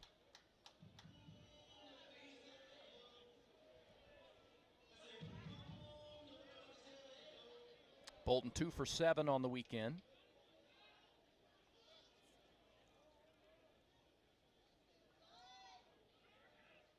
Stretch by Cannon. His 0-2 delivery. Just missed inside with a fastball. 1-2.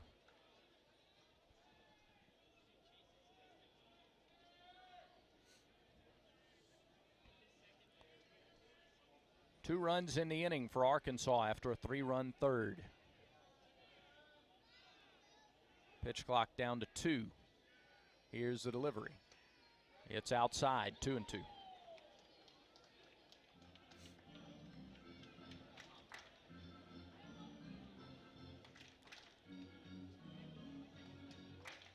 Ground ball to short or third would be nice right about now. Auburn has turned to double play already today. 2-2 pitch. Swing and a bouncing ball to third. Step on the bag for 1. Throw to first. Handled by Irish in time, and that is a 5-3 double play. 5-3 double play erases Cole. Rowland is at second, but now there are 2 down in the inning.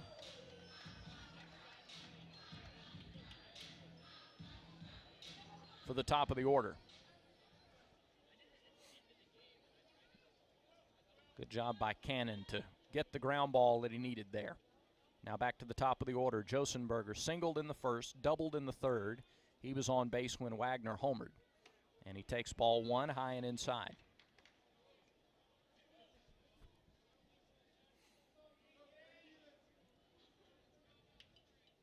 Tigers trail 5-0. We're in the bottom of the fourth. Cannon comes set off the right side of the rubber and misses low with a fastball. 2-0 to Josenberger.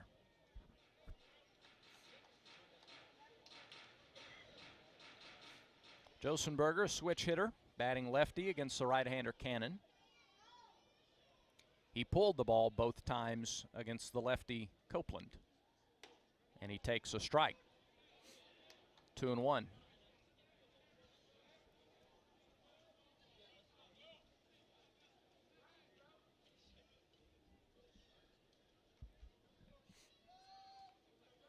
Josenberger's average up to .351 with his 2 hits today. There's a throwback to second, and they got him. They get Rowland too far off the bag at second base. Foster came in behind him. Cannon wheeled around and threw. The throw was in the right spot. All Cole had to do was catch and tag, and Rowland is picked off second base. And that's out number 3. A good job of damage control there by Cannon coming into the game, but Arkansas gets 2 more runs on 4 hits. No errors and nobody left on base as a result of the double play and the pickoff. So Josenberger will lead off the 5th inning.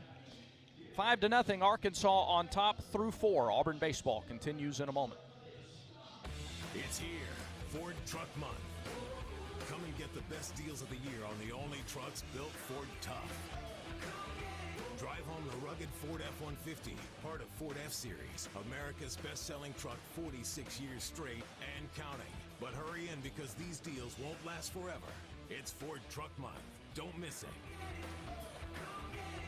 Come and get it at your local Ford dealer. Based on 1977 to 2022 calendar year total sales. In SEC sports, the ifs come at you every minute. What if your QB had released the ball a second earlier? What if the head coach hadn't used his last time out? What if your team goes all the way this season?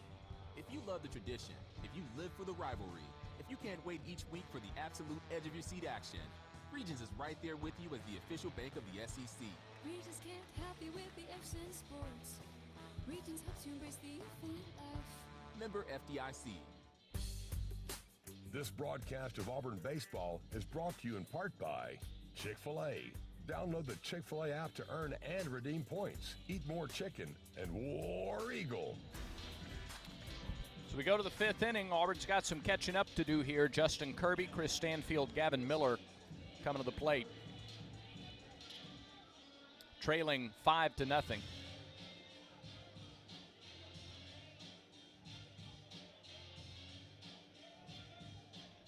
And Adcock has been good for Arkansas. He's given up just a hit through 4 innings. He has walked a batter. First pitch to Kirby is a high strike. It's 0-1.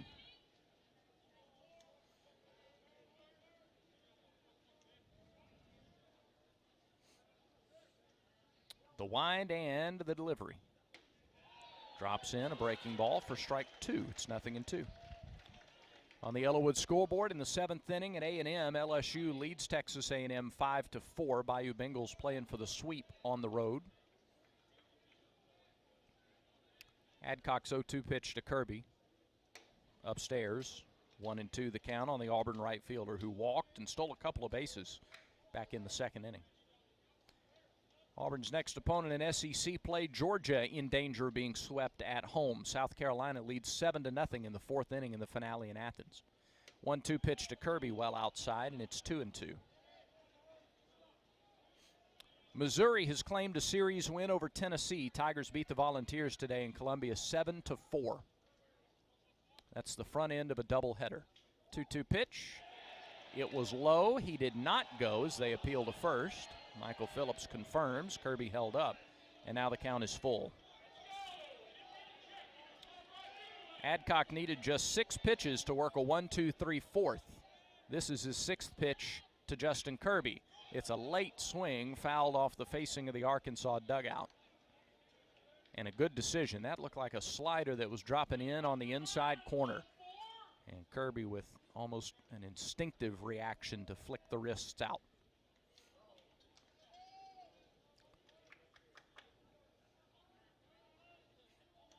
Adcock to the wind, the delivery.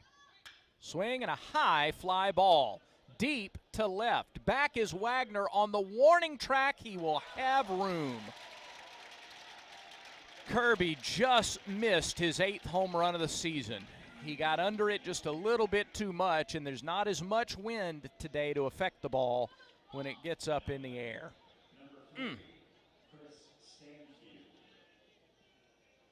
Good swing by Kirby on a 3-2 pitch, but he got under it. Now Chris Stanfield takes ball 1 inside.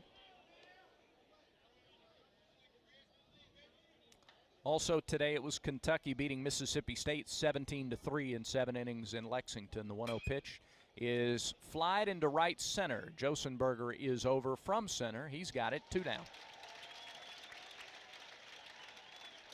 So Kentucky swept Mississippi State this weekend. South Carolina could very well be on its way to a sweep at Georgia. LSU has a lead in the 7th inning trying to sweep Texas A&M. And Tennessee has to try to salvage Game 3 at Missouri, or else the Vols will be swept this weekend. There's a first pitch strike to Miller. It's 0-1. As deep as this league is, here's the wind and the pitch. Outside, 1-1. Oh, and Vanderbilt swept Ole Miss in the Thursday, Friday, Saturday series. As deep as this league is, you wouldn't have had a lot of people expecting that many sweeps on the opening weekend of the league. The 1-1, fouled back. Got a piece of the fastball, and it's 1-2 to Miller. Since Bello singled in the 3rd, Adcock got a double play ball, and now he's retired 5 more after that in a row. And the 1-2 to Miller.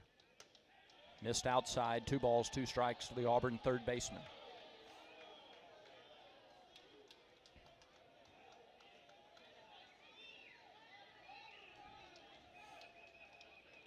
Adcock to the plate. Bouncing ball over the Auburn dugout. Miller pulled it. Still 2-2.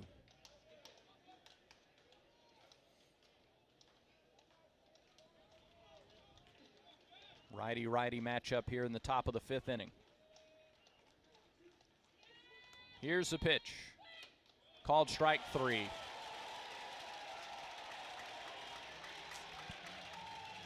Miller didn't like the call. The youngster probably has a point. Looked to be high or outside or both, but it's called strike 3, and Adcock has retired 6 in a row after getting the double play ball to end the 3rd. He's retired the Tigers in order in back-to-back innings. We go to the bottom of the 5th. It's 5-0 Arkansas. The 5th inning is presented by Southern Union.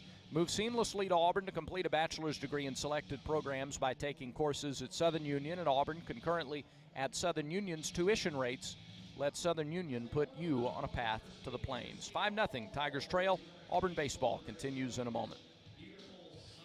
By now, your daily routine is probably a little too routine.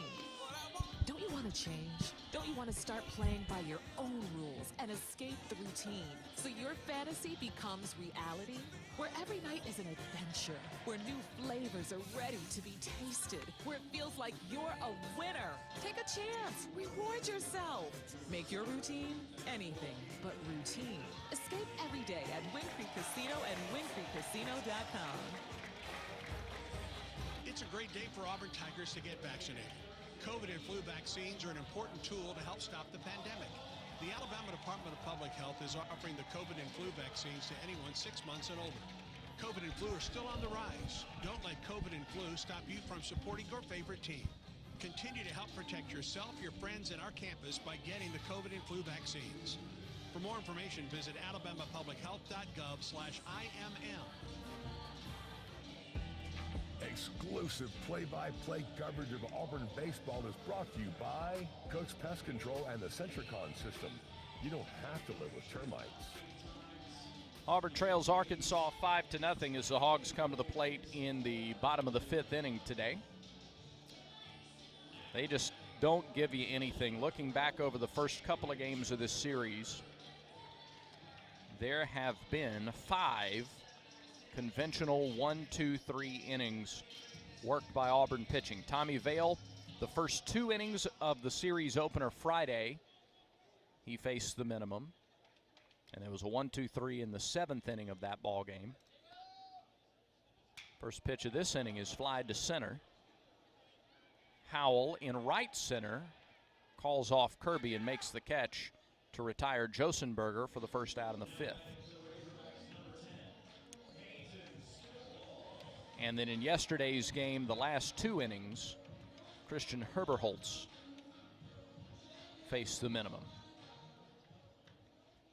Today, Arkansas has had a hit or a base runner in each of the first 4 frames as Stovall comes to the plate here in the 5th. He has struck out and been hit by a pitch and scored. He takes a first pitch strike from Will Cannon, 0-1.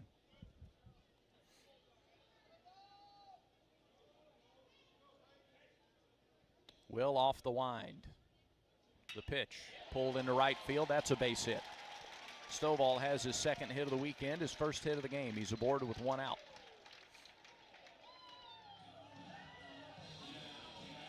It was a breaking ball that Stovall ripped into right. Now Jared Wagner, who's responsible for the big blast of this one so far, a 3-run, 2-out homer in the 3rd inning, gave Arkansas the lead. He grounded to 3rd to end the 1st.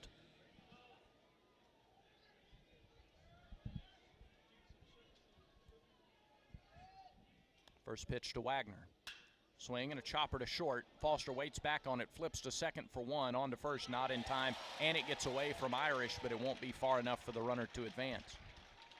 Foster flipped it to second, and Auburn just wasn't able to get enough on the turn and the throw to first. So Stovall is cut down on a force at second. It's a fielder's choice for Wagner, putting him on with 2 outs for Slavens. Slavens has walked and struck out.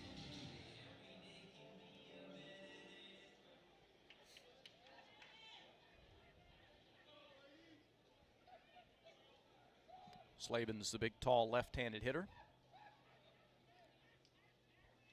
Active SEC leader in career RBIs. And the pitch up and out, 1-0.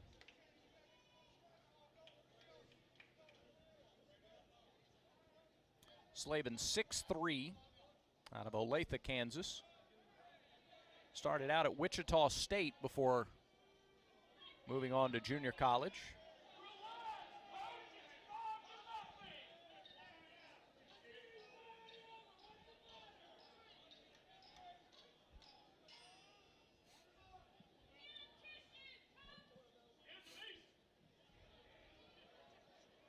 One ball, no strikes. And the throw to first chases Wagner back. Wagner has 3 stolen bases in 3 tries this year. Arkansas leads 5-0. They've out-hit the Tigers 8-1 so far this afternoon. Pitch to Slavens. Bouncing ball right side. Ware to his left. Gloves and throws, and there's out number 3 in the inning. So a 1-out single does no harm in the 5th. No runs, a hit, no errors, and a man left for Arkansas. We are through 5 here in Fayetteville. It's 5-0. Razorbacks on top, and this is the Auburn Sports Network from Playfly. Tiger Talk has been Auburn's weekly coaches show for over 30 years. Join Butch Thompson and other Auburn coaches every Thursday night at 6 Central. Send questions by tweeting at AU Sports Network or by emailing aubtigertalk@gmail.com. Tiger Talk is presented by Alpha Insurance. Don't miss Tiger Talk, Thursdays at 6 Central, only on the Auburn Sports Network.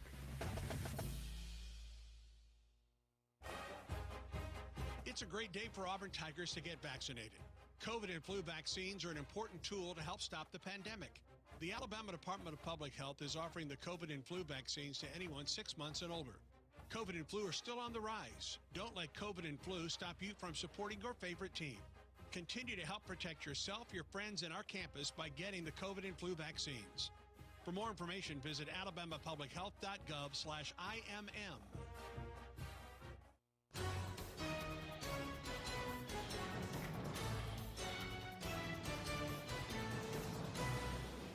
Back in Fayetteville, Auburn trails Arkansas 5-0 here in the series finale.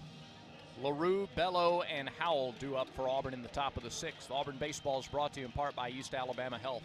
With their spacious cancer center, patients can make cancer a distant memory instead of a distant drive. That's why East Alabama Health is Auburn's home field advantage. Nate LaRue, 0 for 1 with a strikeout on the day. He will get things started for Auburn in the 6th.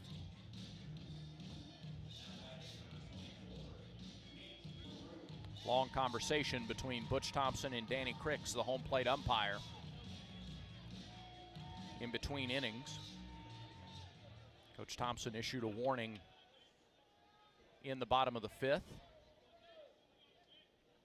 So they had a long conversation there during the break. First pitch to LaRue is low for ball 1. 8, 9, and 1 hitters here in the top of the 6th for Auburn. Tigers have 1 hit today against Adcock. There's a bouncing ball, backhand pick, nicely done by Cole at third base. His throw is fielded on a short hop by Slavens at first. That's good glove work on both corners for Arkansas, 1 down. Arkansas has looked like the team playing at home in their ballpark, very comfortable defensively this weekend. Now here's Bello. He has Auburn's hit. Tigers have not had anybody reach since his 3rd inning single. The delivery. Swing and a miss, 0-1.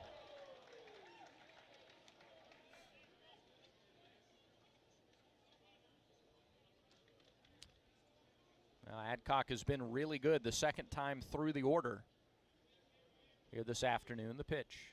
He wasn't bad the first time through. There's a called strike, but he's been on a different level the second time through. He's gone to 1 3-ball count. He's gotten a lot of early contact as well. Nothing you could do except keep your head down, try to have good productive at-bats. 1 at a time. 0-2 pitch. Swing and a miss, strike 3. Gets away from the catcher. They'll throw Bello out at first, 2 away. And back to the top of the order in Kaysen Howell. Kaysen is struck out and grounded into a double play. He's 3 for 11 on the weekend.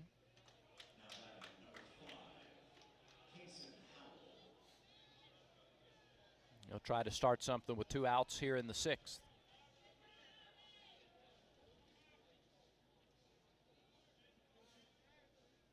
Right-hander Adcock. First pitch, foul tipped into the mitt, 0-1.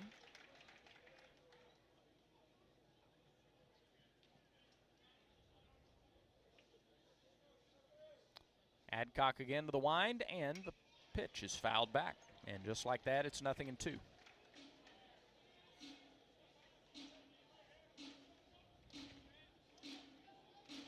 Adcock this year, his longest outing had been 2 2/3 innings against Wright State. The 0-2 to Howell.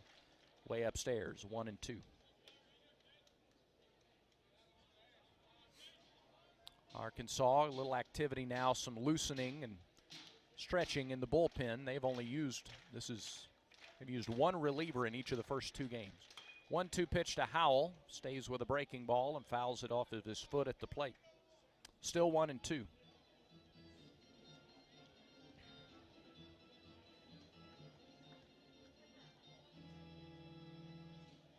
The high pitch count this year for Adcock had been 41 in that 2 2/3 outing against Wright State. Here's his 80th pitch of the day. It misses high to Howell. It's 2-2.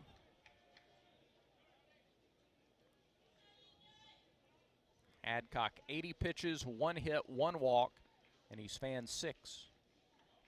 Nobody on, 2 out. Top of the 6th, pitch to Howell. Misses low and outside, and the count is full.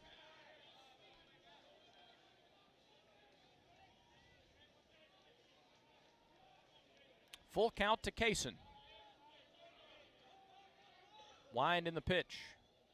Swing and a fly ball on the infield or shallow left. Shortstop Bolton is back. He makes the catch, and the inning is over. And Auburn goes in order for a 3rd straight inning.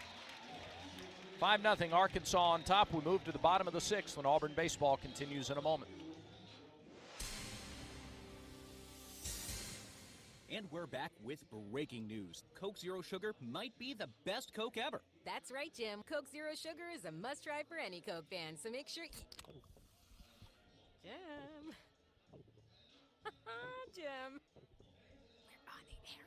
Ooh, yes, this tastes like the best Coke ever to me. Your thoughts, Jen? Well, can I have a sip? Jen, we're in the middle of reporting the news. I need to try it first. It's a great day for Auburn Tigers to get vaccinated. COVID and flu vaccines are an important tool to help stop the pandemic. The Alabama Department of Public Health is offering the COVID and flu vaccines to anyone 6 months and older. COVID and flu are still on the rise. Don't let COVID and flu stop you from supporting your favorite team. Continue to help protect yourself, your friends, and our campus by getting the COVID and flu vaccines. For more information, visit alabamapublichealth.gov/IMM. Exclusive play-by-play coverage of Auburn baseball is brought to you by Alabama Power, proud to support the Auburn Tigers. Borfin, Diggs, and Cole, the first three due up here against Will Cannon in the 6th inning. Are you considering buying or selling property in Auburn? Maybe you've been thinking about a game day home or condo. Get in touch with Berkshire Hathaway Home Services. That's Auburn's #1 real estate company. Visit the website comehometoauburn.com to start your search. comehometoauburn.com. Arkansas leads 5-0. They've out-hit the Tigers 9-1 today, or 8-1 today. Borfin has one of those 8 hits. He singled to lead off the 4th. The first of 4 straight base hits for the Hogs in the 4th inning. 2 of them came in to score. Will Cannon rocks and fires and hits Borfin. Hit him with a 93-mile-an-hour fastball. Got him pretty flush, too, square on the back.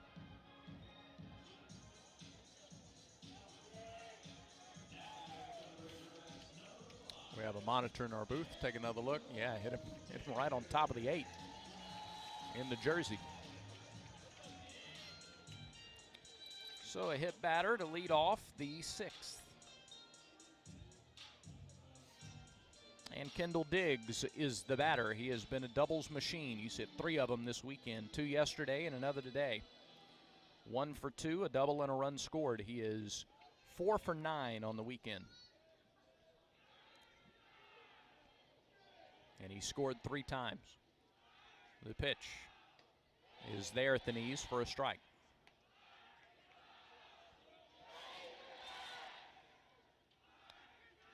Auburn at home against Georgia next weekend. There's a throw to first, chasing Borfin back. This Arkansas team heads to Baton Rouge. What a series that ought to be between the Razorbacks and the Fighting Tigers. Pitch misses just a little bit low to Diggs on the outer edge. A ball and a strike the count.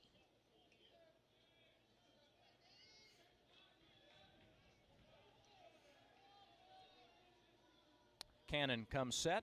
Will throws to first again. No tag applied.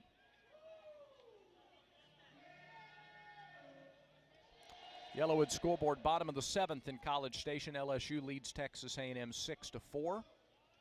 And South Carolina leads Georgia 7-0 in Athens. They're in the 6th there. Pitch misses up and out. 2 balls and a strike to Diggs.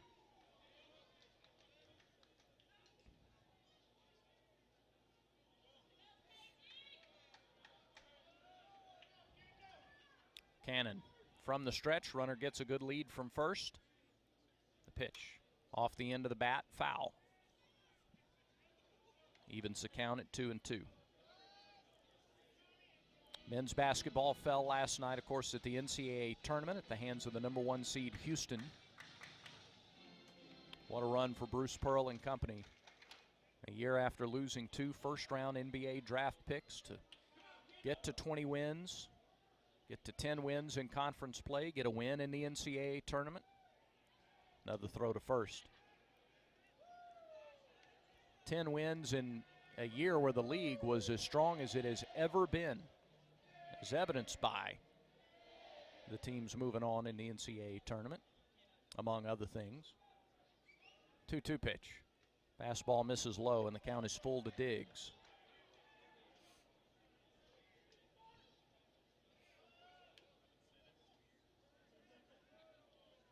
And, of course, as soon as that game ended last night, just because of where Bruce Pearl has this program, you immediately started looking ahead and had a lot of excitement about what could be put together for next year's team. Now the payoff pitch to Diggs. On the way. Swing and a foul off the end of the bat again. He's gone to the slider a couple of times. Diggs has been early, but has fouled it off the end of the bat. So Cannon will try again to put him away.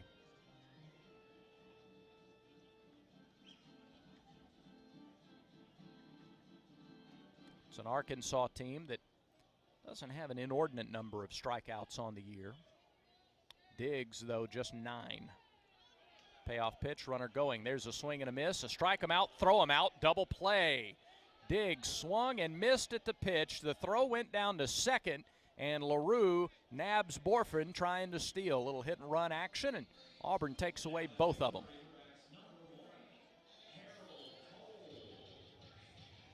So the bases are clear, and now there's one out as Cannon records his first strikeout. And Harold Cole is the batter with nobody on and 2 outs. First pitch to him. Just a little bit high, ball 1. 5-0 our score. Arkansas leads, bottom of the 6th inning. Cannon plants and fires and misses low with a fastball. So he was a little high the first one, a little low with the second one, and now it's 2-0 to Cole. Arkansas third baseman, right-handed hitter. Cannon's pitch, upstairs, 3-0.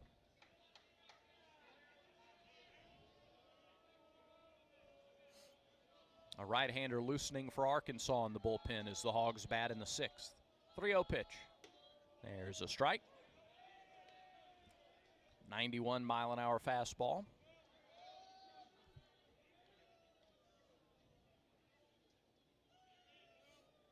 Cannon ready quickly again. The 3-1 pitch. Called strike. Off-speed pitch. 3-2. All right, Will one more. Austin Ledbetter is the pitcher in the bullpen for Arkansas. 3-2. High fly ball center field. Howell turns and runs toward right center. Now he squares up at the warning track. On the track, he makes the catch. Cole hit it a long way to right center, but Howell tracked it down, and the inning comes to a close. No runs, no hits, no errors, and nobody left. We've played 6. 5-0 Arkansas leads, and this is the Auburn Sports Network from Playfly. AuburnTigers.com is the official website of Auburn Athletics. Read the latest feature stories on your favorite Tiger teams. Get critical game day info, search videos and audio. Find how to get connected through social and digital media or by joining Tigers Unlimited. Shop the AU Photo Store or just find the next event on the athletic calendar. Plus, all athletics broadcasts are streamed free at AuburnTigers.com/watch. AuburnTigers.com, the official online home of Auburn Athletics. Southern homes are particularly vulnerable to termites. In this climate, you need guaranteed protection. You need Cook's Pest Control and Centricon. Termites attack the Centricon stations, exposing themselves to an agent that eliminates their entire colony. Upgrade from old-fashioned liquid service to the proven protection of Centricon and Cook's Pest Control. Call Cook's today for a free evaluation. Looky, looky, looky, here comes Cookie, Cook's Pest Control.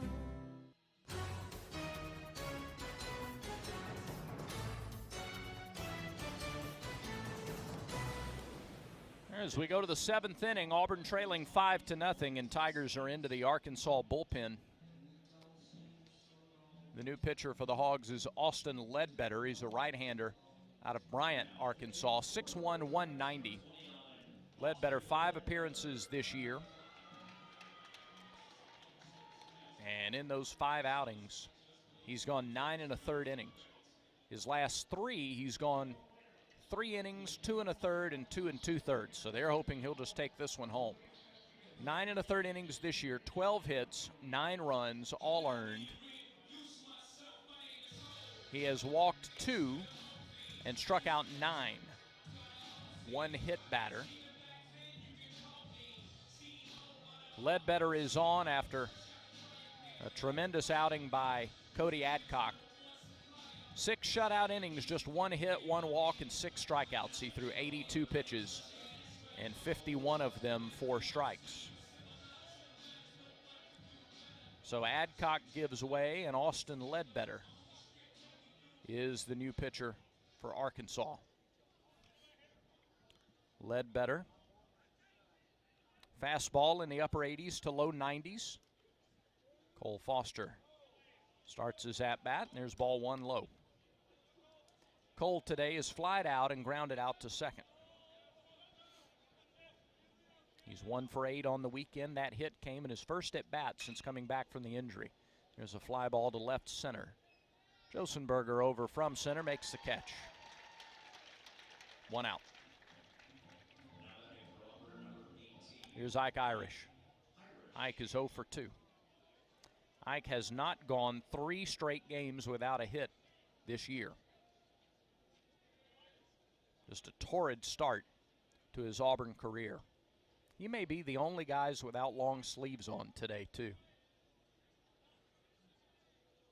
He's not affected by these sub-40-degree temperatures of Fayetteville, not having grown up in Michigan.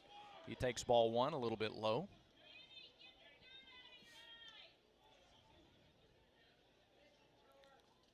Wind and Ledbetter's pitch. Bouncing ball back up the middle. There's a base hit. He still hasn't gone 3 straight games without a hit. 1 out single for Irish. Now Bryson Ware is the batter. Ledbetter has not given up a home run this season.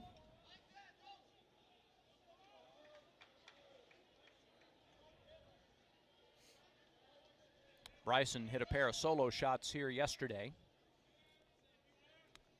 He's flied out to left a couple of times today. First pitch. Swing and a line shot. It will get down in left field. Base hit, Bryson Ware. He's hit it hard 3 times to left. That time it got down. A base hit for Ware. That's his 4th of the weekend. And regardless of whether Auburn's able to come from behind today or not, one of the most positive signs from this weekend is Bryson Ware's consistent hitting. He has continued to hit the ball well as he did in pre-conference play. Now here's Justin Kirby. Kirby missed a home run by just a couple of feet his last time up. First pitch, fastball at the knees, strike 1.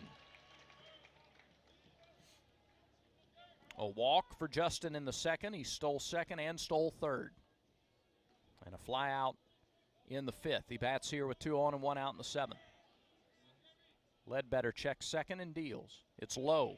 1 ball, 1 strike. Popped away from Rowland temporarily. Irish at second, Ware at first. Auburn had 1 base hit coming into the inning. They have back-to-back singles against Ledbetter.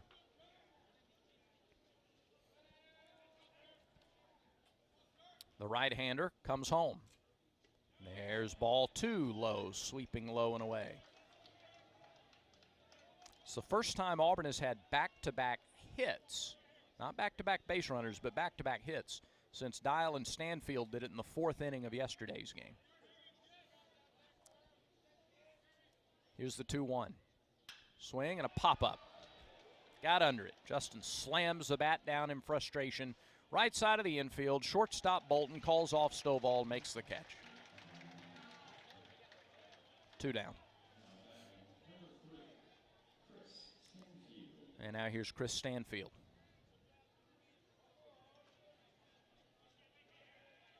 Auburn is looking for its first hit of the weekend with runners in scoring position. Stanfield is 0 for 2, 2 flyouts today. First pitch to him is inside, nearly hit him, 1-0.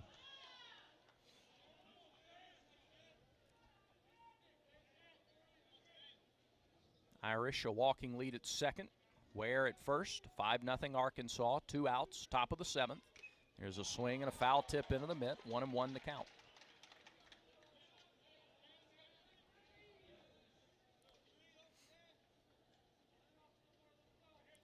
Stanfield, one of so many new players on this team, getting their first taste of SEC baseball and life on the road. The 1-1 pitch. Missed inside with a fastball, 2-1. Pitch was inside.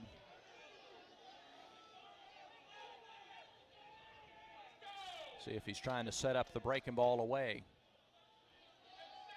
Ledbetter checks second. Comes set at the chest, plants and fires. Nope. Bouncing ball to third. Force play at third, taken by Cole, and the inning is over. No runs, 2 hits, no errors, and 2 left for Auburn. 7th inning stretch time with the Tigers trailing in Fayetteville 5-0. The 7th inning stretch is presented by Chick-fil-A. The Chick-fil-A app is here to help you savor every second of the game. Just order ahead, score before the game even starts. Eat more chicken and War Eagle. Arkansas with a 5-0 lead. The bottom of the 7th is next when Auburn baseball continues in a moment. Hello there, my name is Seychelle, and what makes the Chick-fil-A chicken sandwich original to me is the punch of flavors that's unlike any other. You get the crispy tenderness of the chicken and that hint of sourness from the pickles. Ta-da! Hey, I'm Juan, and what makes the Chick-fil-A chicken sandwich original to me is you know you're gonna get chicken that's crispy, golden, and juicy. This is the gold standard of chicken sandwiches. Order the original Chick-fil-A chicken sandwich on the Chick-fil-A app today. Real customers paid for their testimonials. Southern homes are particularly vulnerable to termites. In this climate, you need guaranteed protection. You need Cook's Pest Control and Centricon. Termites attack the Centricon stations, exposing themselves to an agent that eliminates their entire colony. Upgrade from old-fashioned liquid service to the proven protection of Centricon and Cook's Pest Control. Call Cook's today for a free evaluation. Looky, looky, here comes Cookie, Cook's Pest Control. This game recap is presented by Regions Bank. Regions is a proud partner of Auburn University and the official bank of the SEC. Go to the bottom of the 7th inning, and as we start the inning, Butch Thompson is out talking to Danny Cricks, the home plate umpire. And he's pointing toward either the Arkansas dugout or he's pointing to the right side of the ballpark in some form, whether it's the stands or the bullpen or the dugout toward right field. And now the umpiring crew, minus Michael Durantes at third, is coming together. And they're going to talk to Dave Van Horn.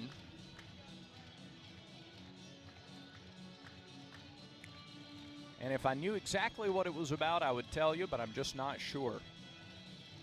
There have been a couple of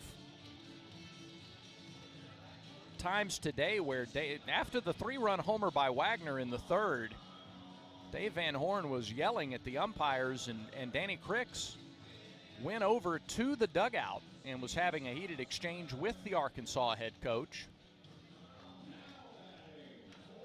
Now the meeting is over there. Second base umpire Scott Klein, the crew chief, is the one who was talking to the Arkansas head coach.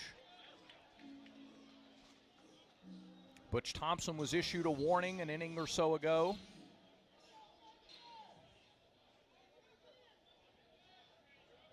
And so with all of that said, we're ready to get underway in the bottom of the 7th.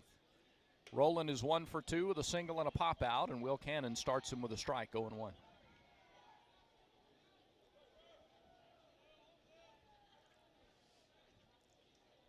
The 0-1 to the Razorback catcher, swung and missed, went after a high fastball, 0-2.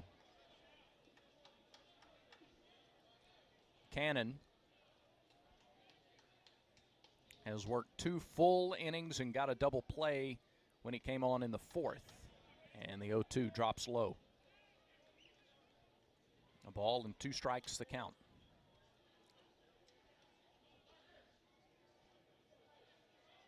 Cannon, 3 innings of work, 1 hit, 1 strikeout. Nobody on, nobody out in the 7th. The 1-2 pitch to Rowland. Swing and a miss. Got him with a fastball. Here's out number 1 in the 7th. And that's strikeout number 2 for Cannon. 4th strikeout of the day for Auburn pitchers. The K counter presented by Kia of Auburn, where you're always number 1. And John Bolton steps in. He grounded into a 5-3 double play in the 4th. And he fouls the first pitch back to the net, 0-1. He was the first batter that Cannon faced in the 4th inning. Will got the ground ball for the double play and then picked off Rowland at second base. The 0-1. Fastball, chopper to short. Foster fields and throws. Low, but handled over there by Irish for the second out.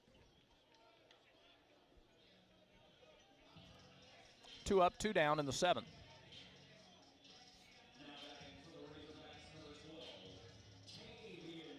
And here's Tavian Josenberger for the 4th time today. He's 2 for 3, a single, a double, and a run scored. He's also flied out to center, a ball that chased Howell to the track.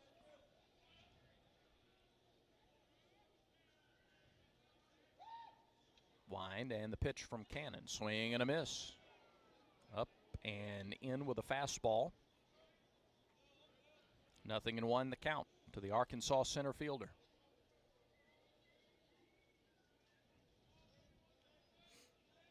Cannon steps, lifts, plants, fires, and misses low. 1-1.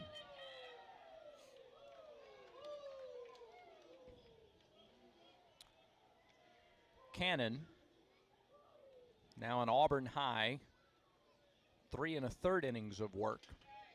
His previous had been 2 2/3 against Jacksonville State. 1-1 pitch called strike at the belt. 1-2.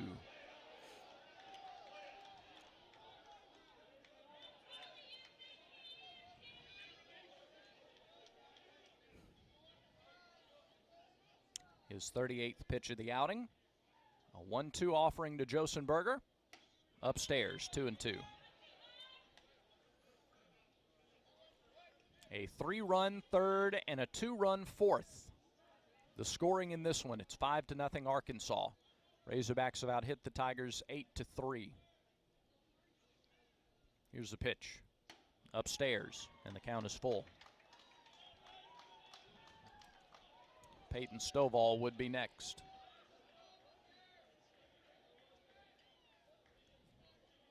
Chase Isbell in the bullpen, loosening leisurely. Payoff pitch. He walked him. It was low.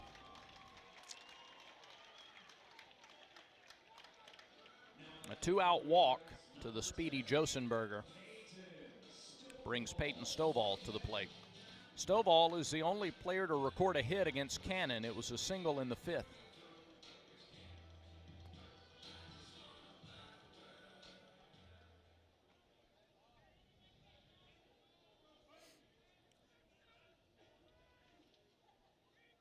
Left-handed hitting second baseman steps in there. The pitch to him. Outside, ball 1. And Nate LaRue goes out for a quick word with his pitcher, who's been really good, a steadying effect for the Tigers here this afternoon in the middle innings. Just trying to settle him down, get him back in a groove. He struck out Rowland, got a bounce out from Bolton, and got ahead of Josenberger before he walked him. And now has started Stovall, a ball and no strikes. Quick discussion, less than 20 seconds, and LaRue's back in the crouch behind the plate.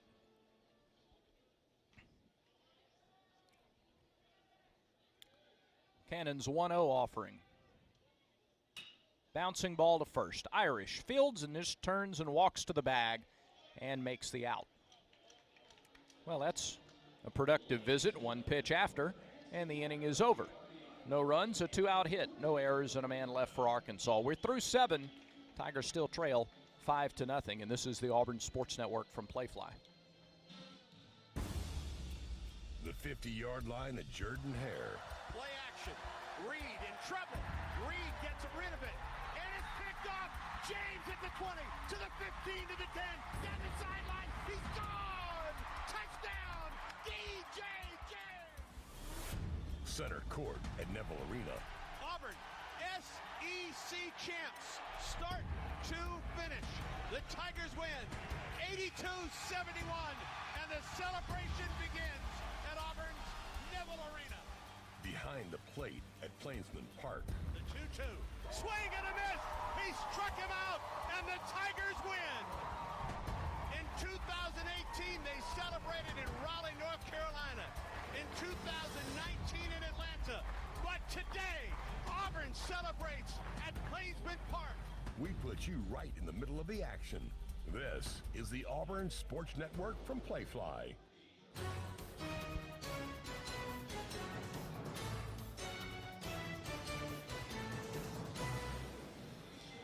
Bottom third of the order due up for Auburn in the 8th, trailing 5-0 before the Tigers bat. Let's pause 10 seconds for station identification on the Auburn Sports Network.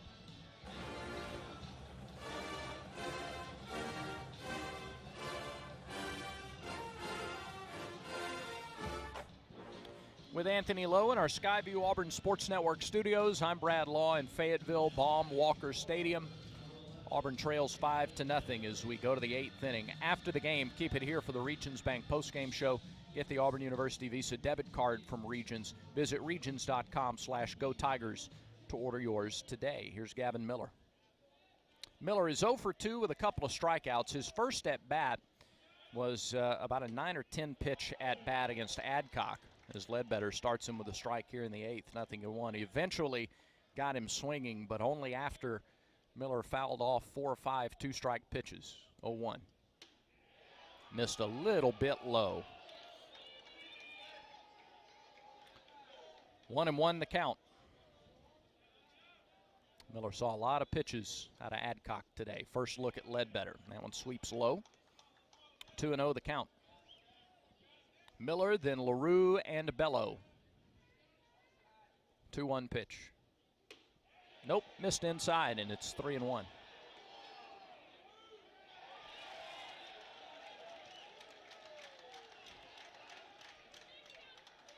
Well, they called it a strike.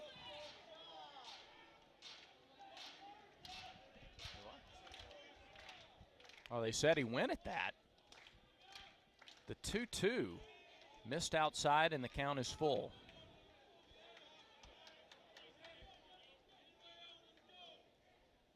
All right, full count to Miller with nobody on and nobody out in the 8th. The delivery. Swing and a little dribbler foul off of his foot. We'll come back and we'll do it again.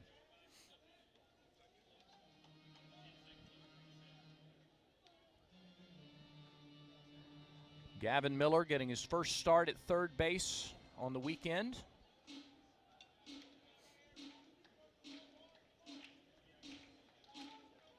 Right-handed hitter looking for his first hit of the series. Be a good start to the 8th if he could get it. Payoff pitch. Hit him. Came inside with a fastball on a 3-2 pitch, and Miller was hit and trots down to first. Get on any way you can. Tigers need base runners here in the 8th. That is the first time today that Auburn has had the leadoff hitter. Nope, yep, first time today that Auburn's had the leadoff hitter aboard. And Ryan Dial comes in to pinch hit against the righty Ledbetter.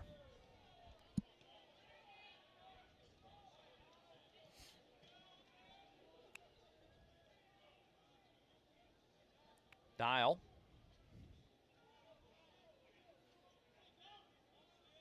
The lefty climbs in. First pitch to him. Swing and a miss. Had a late swing at a fastball. 0-1.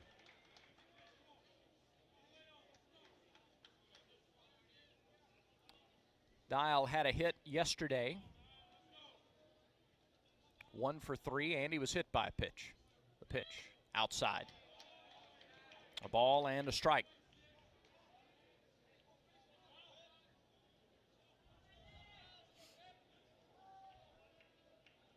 Tigers trail 5-0. We're in the top of the 8th inning. The 1-1 to Dial. Swing and a miss. High fastball. 1-2. Bello is on deck. We'll update the Yellowwood scoreboard. Only 2 of the games in progress right now, including Auburn's next SEC opponent. First, the 1-2 delivery to Dial. Swing and a little pop on the infield. 2 players are there. It nearly popped out of Cole's glove. The third baseman came over at the last instant in front of Bolton. Caught it, nearly popped out, but he squeezed it for the first out. So an infield pop for out number 1. On the Yellowwood scoreboard, LSU leads Texas A&M 6-4 in the 8th in College Station, and South Carolina is pummeling Georgia again in Athens, 10-1. An impressive weekend for the Gamecocks. They're in the 7th inning in that matchup. Pitch to Bello is fouled straight back off the net and down to the ground. 0-1 to Mike. Bello is 1 for 2. He has singled and struck out. He had Auburn's lone hit of the game until the 7th inning, when Irish and Ware went back-to-back with singles. Miller the runner at first, 1 out. Top of the 8th, 5-0 Arkansas. Here's the 0-1. Bello takes it outside for ball 1. South Carolina won the first 2 games in Athens, threatening to sweep the Bulldogs. Georgia is at Plainsman Park this coming weekend.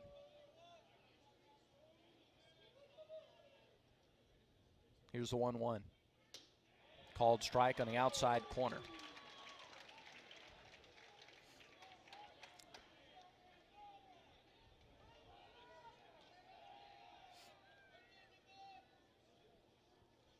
Miller gets his lead at first. Big hole on the right side. If Mike could pull one, here's the 1-2. He fouled it straight back. Still a ball and 2 strikes. Kason Howell waits his turn on deck. Reminder, women's basketball in the WNIT at Clemson tomorrow, 6 Central. FM Talk 93.9 in the Auburn area on the radio and on the Auburn Game Day app. If you're not in the Auburn area,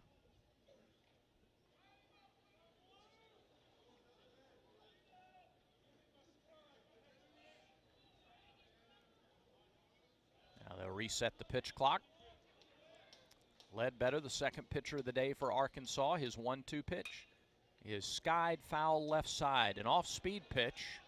Bello fouled it off, and that gets into the seats, 1 or 2 rows deep. It's the first time I've looked out at the flagpole, and it's been the flag's been almost limp out there.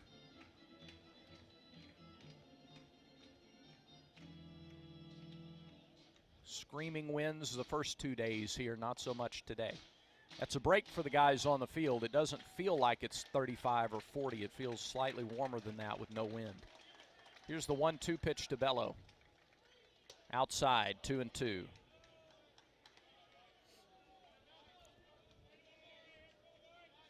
Cody Adcock, the Ole Miss transfer, and the JUCO transfer into Arkansas, made his first start here this afternoon. 6 shutout innings. He was very good. 2-2 pitch. Bounced up there. Catcher can't find it. Miller takes second without a throw. It bounced a good 8 feet in front of the plate. Count goes to 3-2 to Bello. And Miller trots down into scoring position. 1 out in the 8th.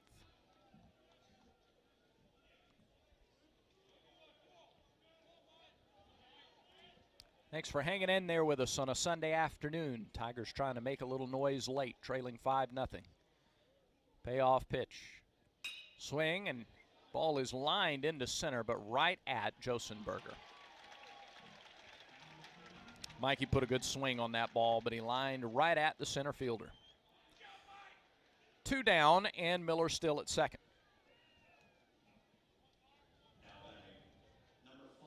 Kason Howell comes to the plate. Tigers down to the last 4 outs here in Fayetteville. Howell today is 0 for 3. He is struck out, flied out, and grounded out into a double play.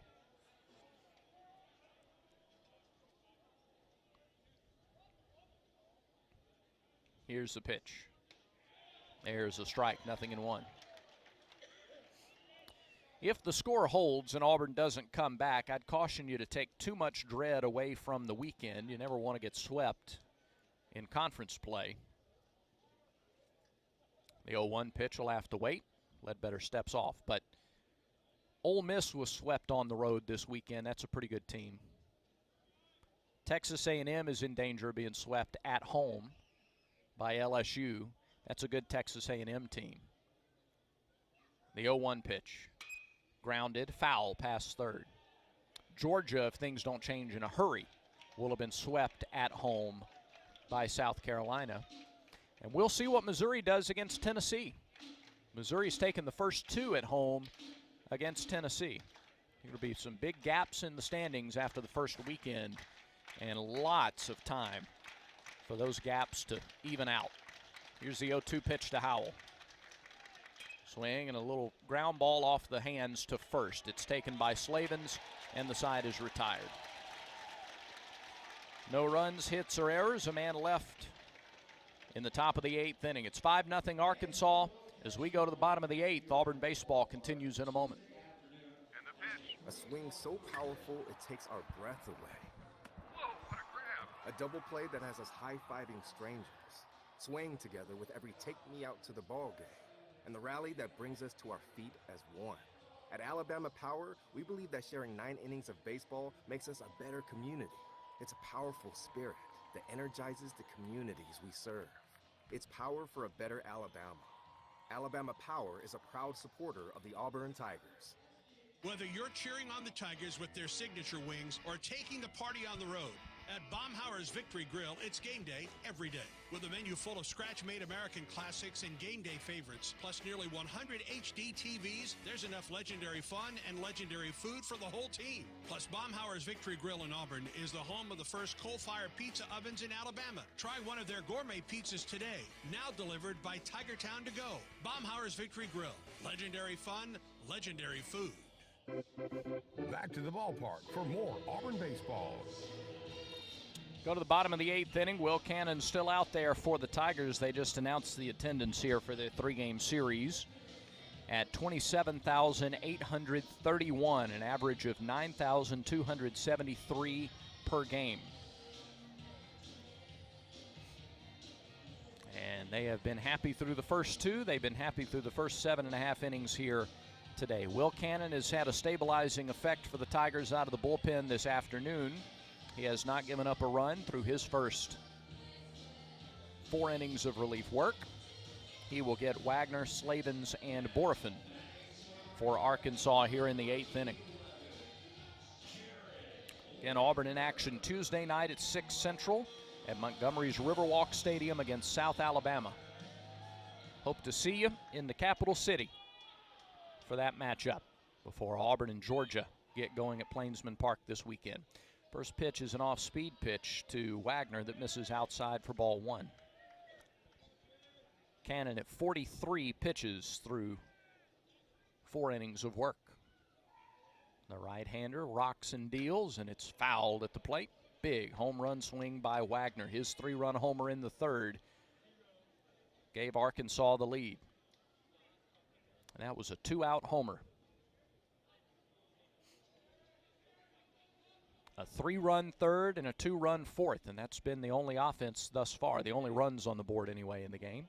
There's an off-speed pitch for a strike. It's 1-2.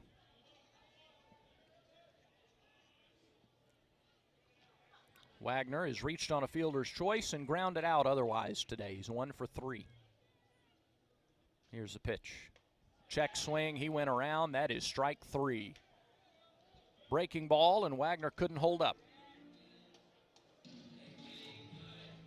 Strikeout for Cannon is his 3rd, and it's the first out in the 8th inning. Brady Slavens to the plate. Slavens has walked, struck out, and grounded out. Here's the pitch. There's a called strike, 0-1.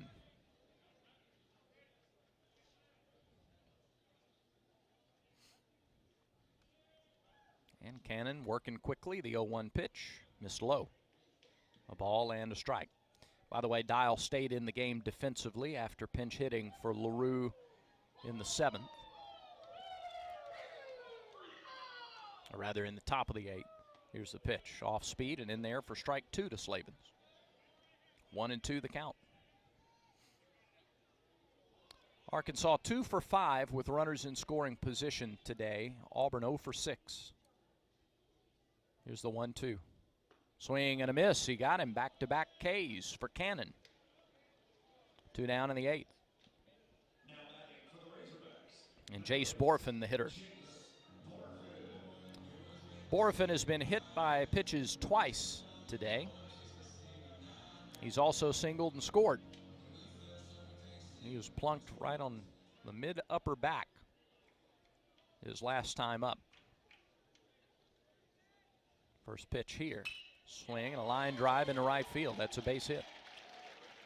Borfin collects Arkansas's 9th hit of the afternoon. It's his 2nd. It's a 2-out single. Brings Kendall Diggs to the plate. Diggs has doubled and scored. He has also popped out and struck out. Bats here with 2 outs.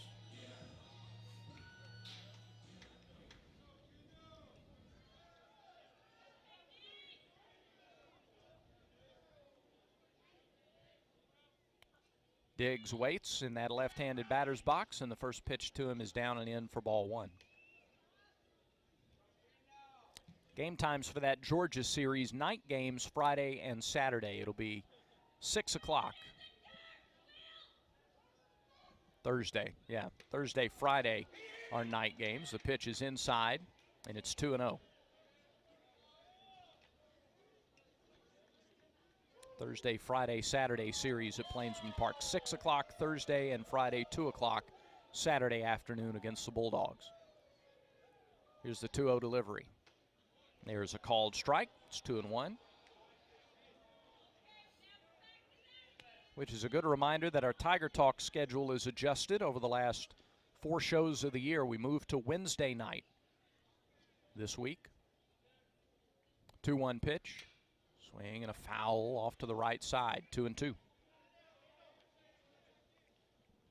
Runner at first, 2 down, bottom of the 8th inning.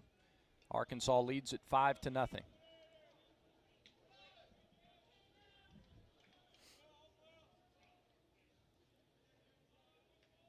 Cannon looks in, now straightens up with the sign. The 2-2 pitch to Diggs is on the way, and it misses down and away. Count is full.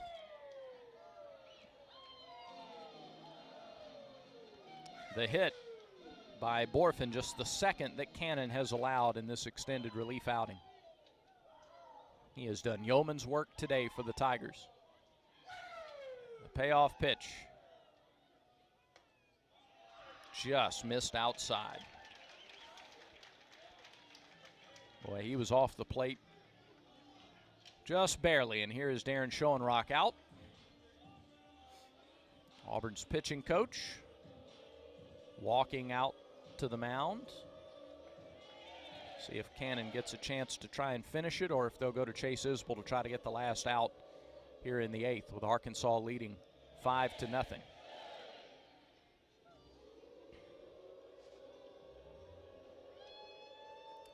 Darren Schoenrock looks out. And the call has been made, yep. So Will Cannon was excellent. Auburn's infield is coming in to be the first to congratulate him on a fine effort today. Cannon was excellent out of the bullpen for the Tigers. He came in a tough spot with a couple of runs in and a couple of guys on base.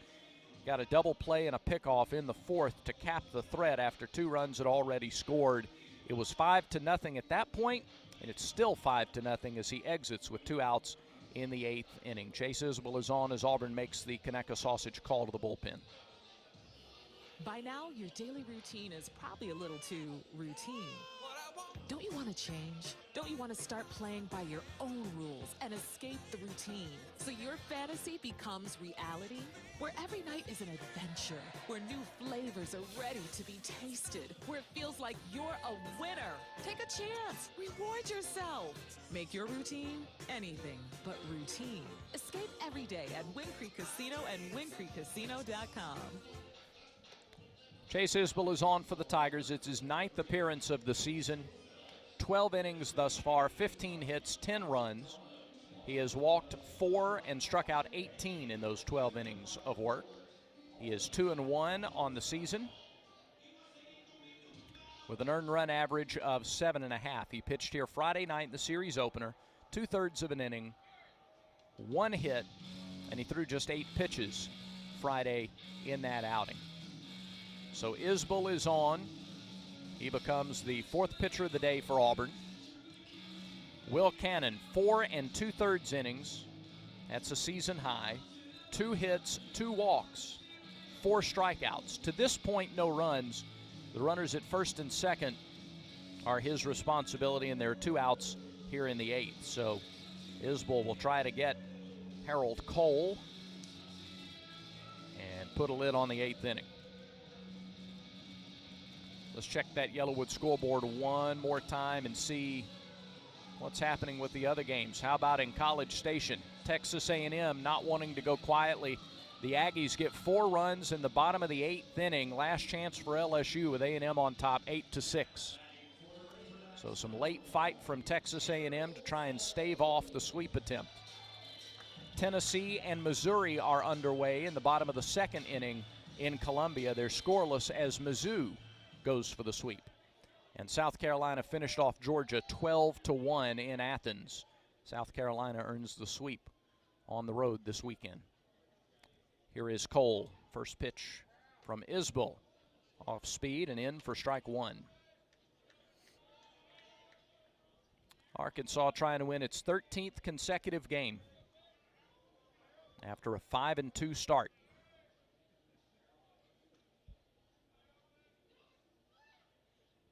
The 0-1 pitch. Swing and a miss. 0-2 the count. For Auburn, if the Tigers can't come back, just you think back to the remarkable season last year, Auburn never lost more than 2 games in a row last season. So this would be the first time for this program since 2021. Here's the 0-2 pitch. Close play. Did he go? No, he didn't. Pitch was a little low. Cole stopped his swing, and now it's a ball and 2 strikes. Runner at second is Borfin. Diggs is at first. 2 down. Bottom of the 8th. 5-0 Arkansas. Isbell comes set and delivers and misses low and away. 2 balls, 2 strikes. Looking ahead to the 9th, Foster, Irish, and Ware due up for the Tigers. They'll need at least 5.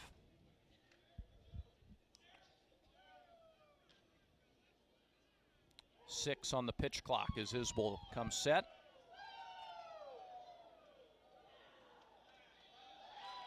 And he pitches. And it's popped up and back and out of play. And the pitch clock had gone to 0 there, and the fans were on it. But they let it go.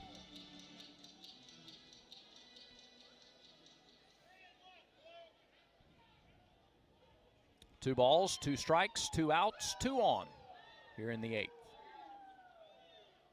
Isbell's pitch. Tapped foul at the plate.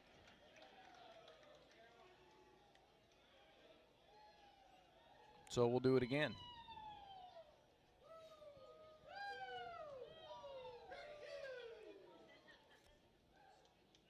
Again, after the game, we'll have the Regions Bank post-game show. We'll hear from Coach Thompson down on the field.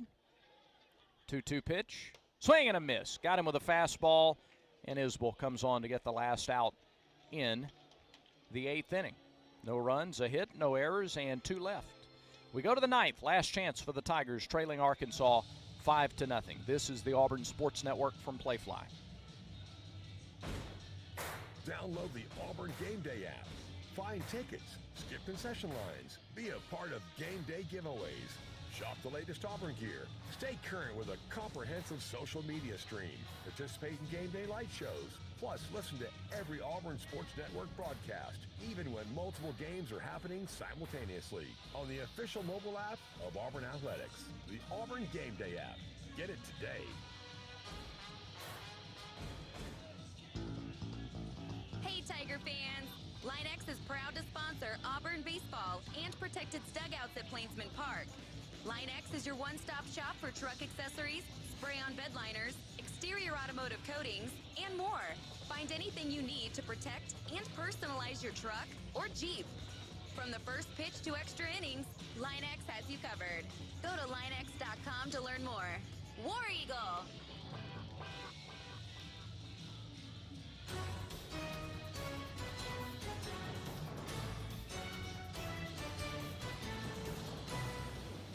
We go to the 9th inning. Auburn sends Foster, Irish, and Ware to the plate. 2, 3, and 4 hitters needing 5 to tie it here in the 9th, trailing 5-0. And Arkansas goes to the bullpen.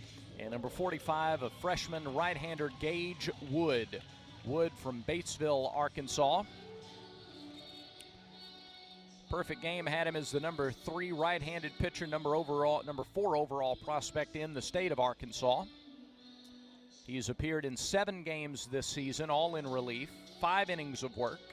He's given up 2 hits, 2 runs. He has walked 6 and he has struck out 10, averaging 2 strikeouts an inning. And they've just kind of gone with him. Well, he's gone 1 inning 5 times. He had 2 appearances in which he did not record an out. Earned run average of .360, no record for right-hander Gage Wood. Cole Foster steps in against him and takes ball 1 outside. Cole has flied out twice. He has grounded out once.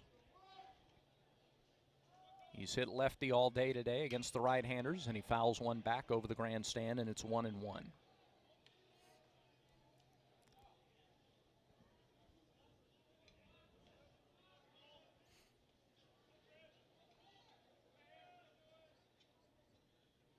Wood off the wind, his 1-1 pitch. Fouled back. Good swing by Foster on the fastball at 92 miles an hour. 5-0. Arkansas has the lead. Razorbacks have out-hit the Tigers 9-3. A 3-run third, a 2-run fourth, the scoring today. The pitch is low, bounced up there. And it's 2-1 to the Auburn shortstop. They really play him to hit it the other way in the outfield. 2-2 pitch. And they're working the outside corner. And he missed it outside. It's 3-1.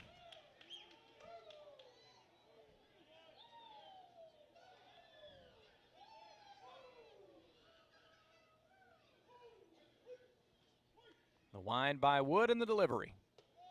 Low, ball 4. So Foster draws a leadoff walk here in the 9th.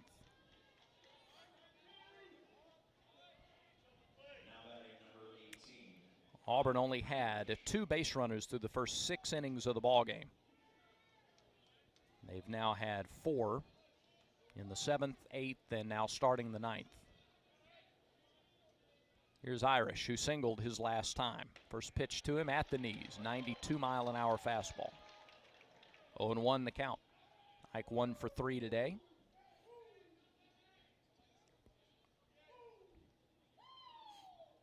They don't hold on Foster. Bouncing ball, gloved by the third baseman. They'll go to second for 1, go to first, not in time. Cole took the high chopper at third. Got the force at second, and that was it. 1 down, and Bryson Ware will be the batter.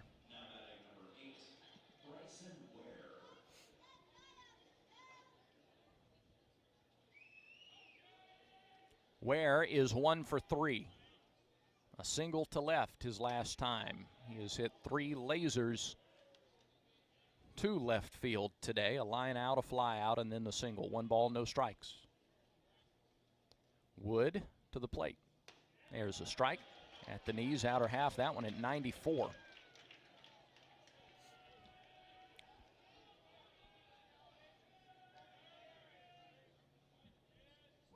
Big lead for Irish as they don't hold him on. He will go for second. There's a swing and a miss. Irish takes second without a throw. On the high fastball, Ware swung and missed. It's now 1-2 to him.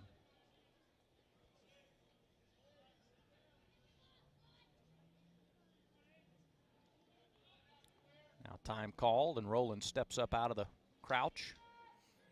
Reset the pitch clock. Wood back on top of the rubber.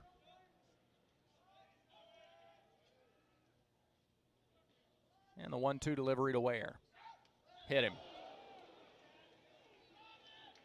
Ware was hit by a pitch. 94-mile-an-hour fastball with 2 strikes.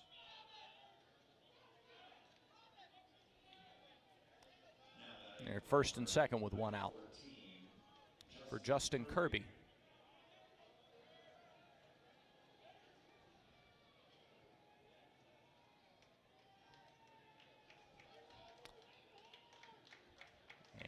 Dave Van Horn is out. And he will go to his bullpen.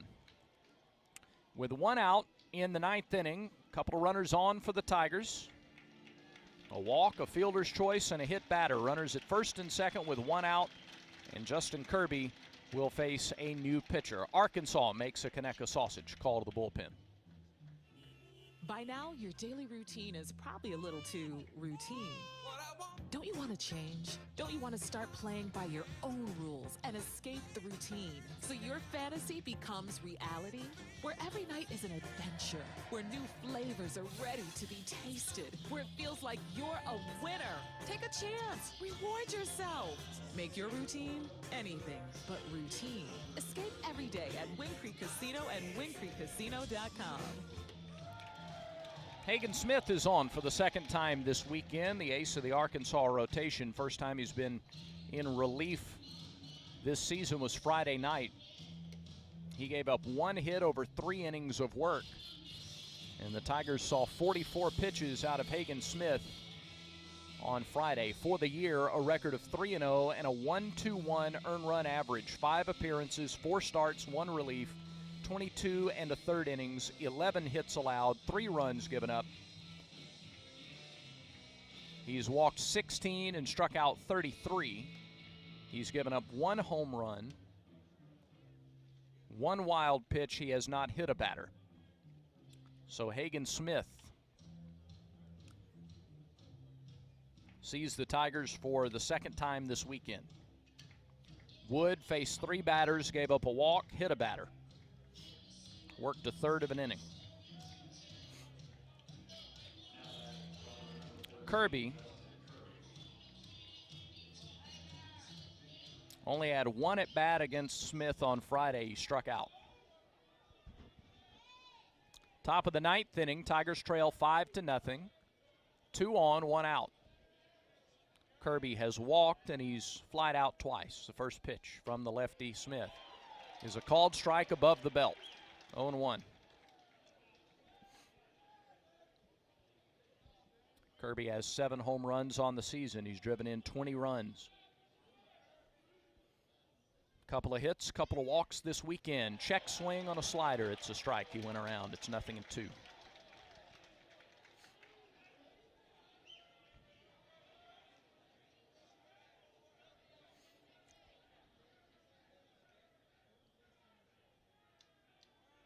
Smith comes set, he deals. Swing and a miss. Breaking ball, and Kirby is down on strikes. Now it'll be up to Chris Stanfield.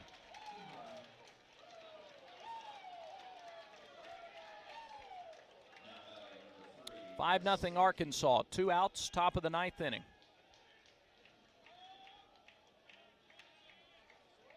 The pitch.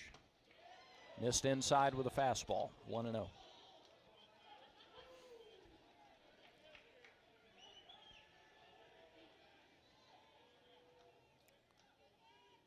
Smith ready. The 1-0 pitch. Way outside, 2-0.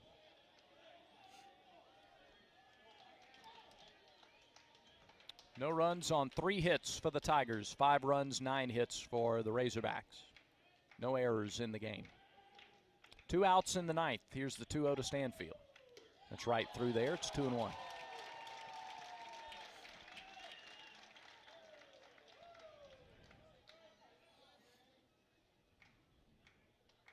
Irish at second, Ware at first. The pitch. Swing and a bouncing ball. Second baseman, gloves behind the bag, flips to the shortstop, Bolton, who runs across the second base bag for out number 3. The force of Ware is how this one ends. And Arkansas earns a sweep, taking today's game by the final score of 5-0. 5-0, Arkansas gets the win. Now stay tuned. Auburn baseball continues in a moment. In 1925,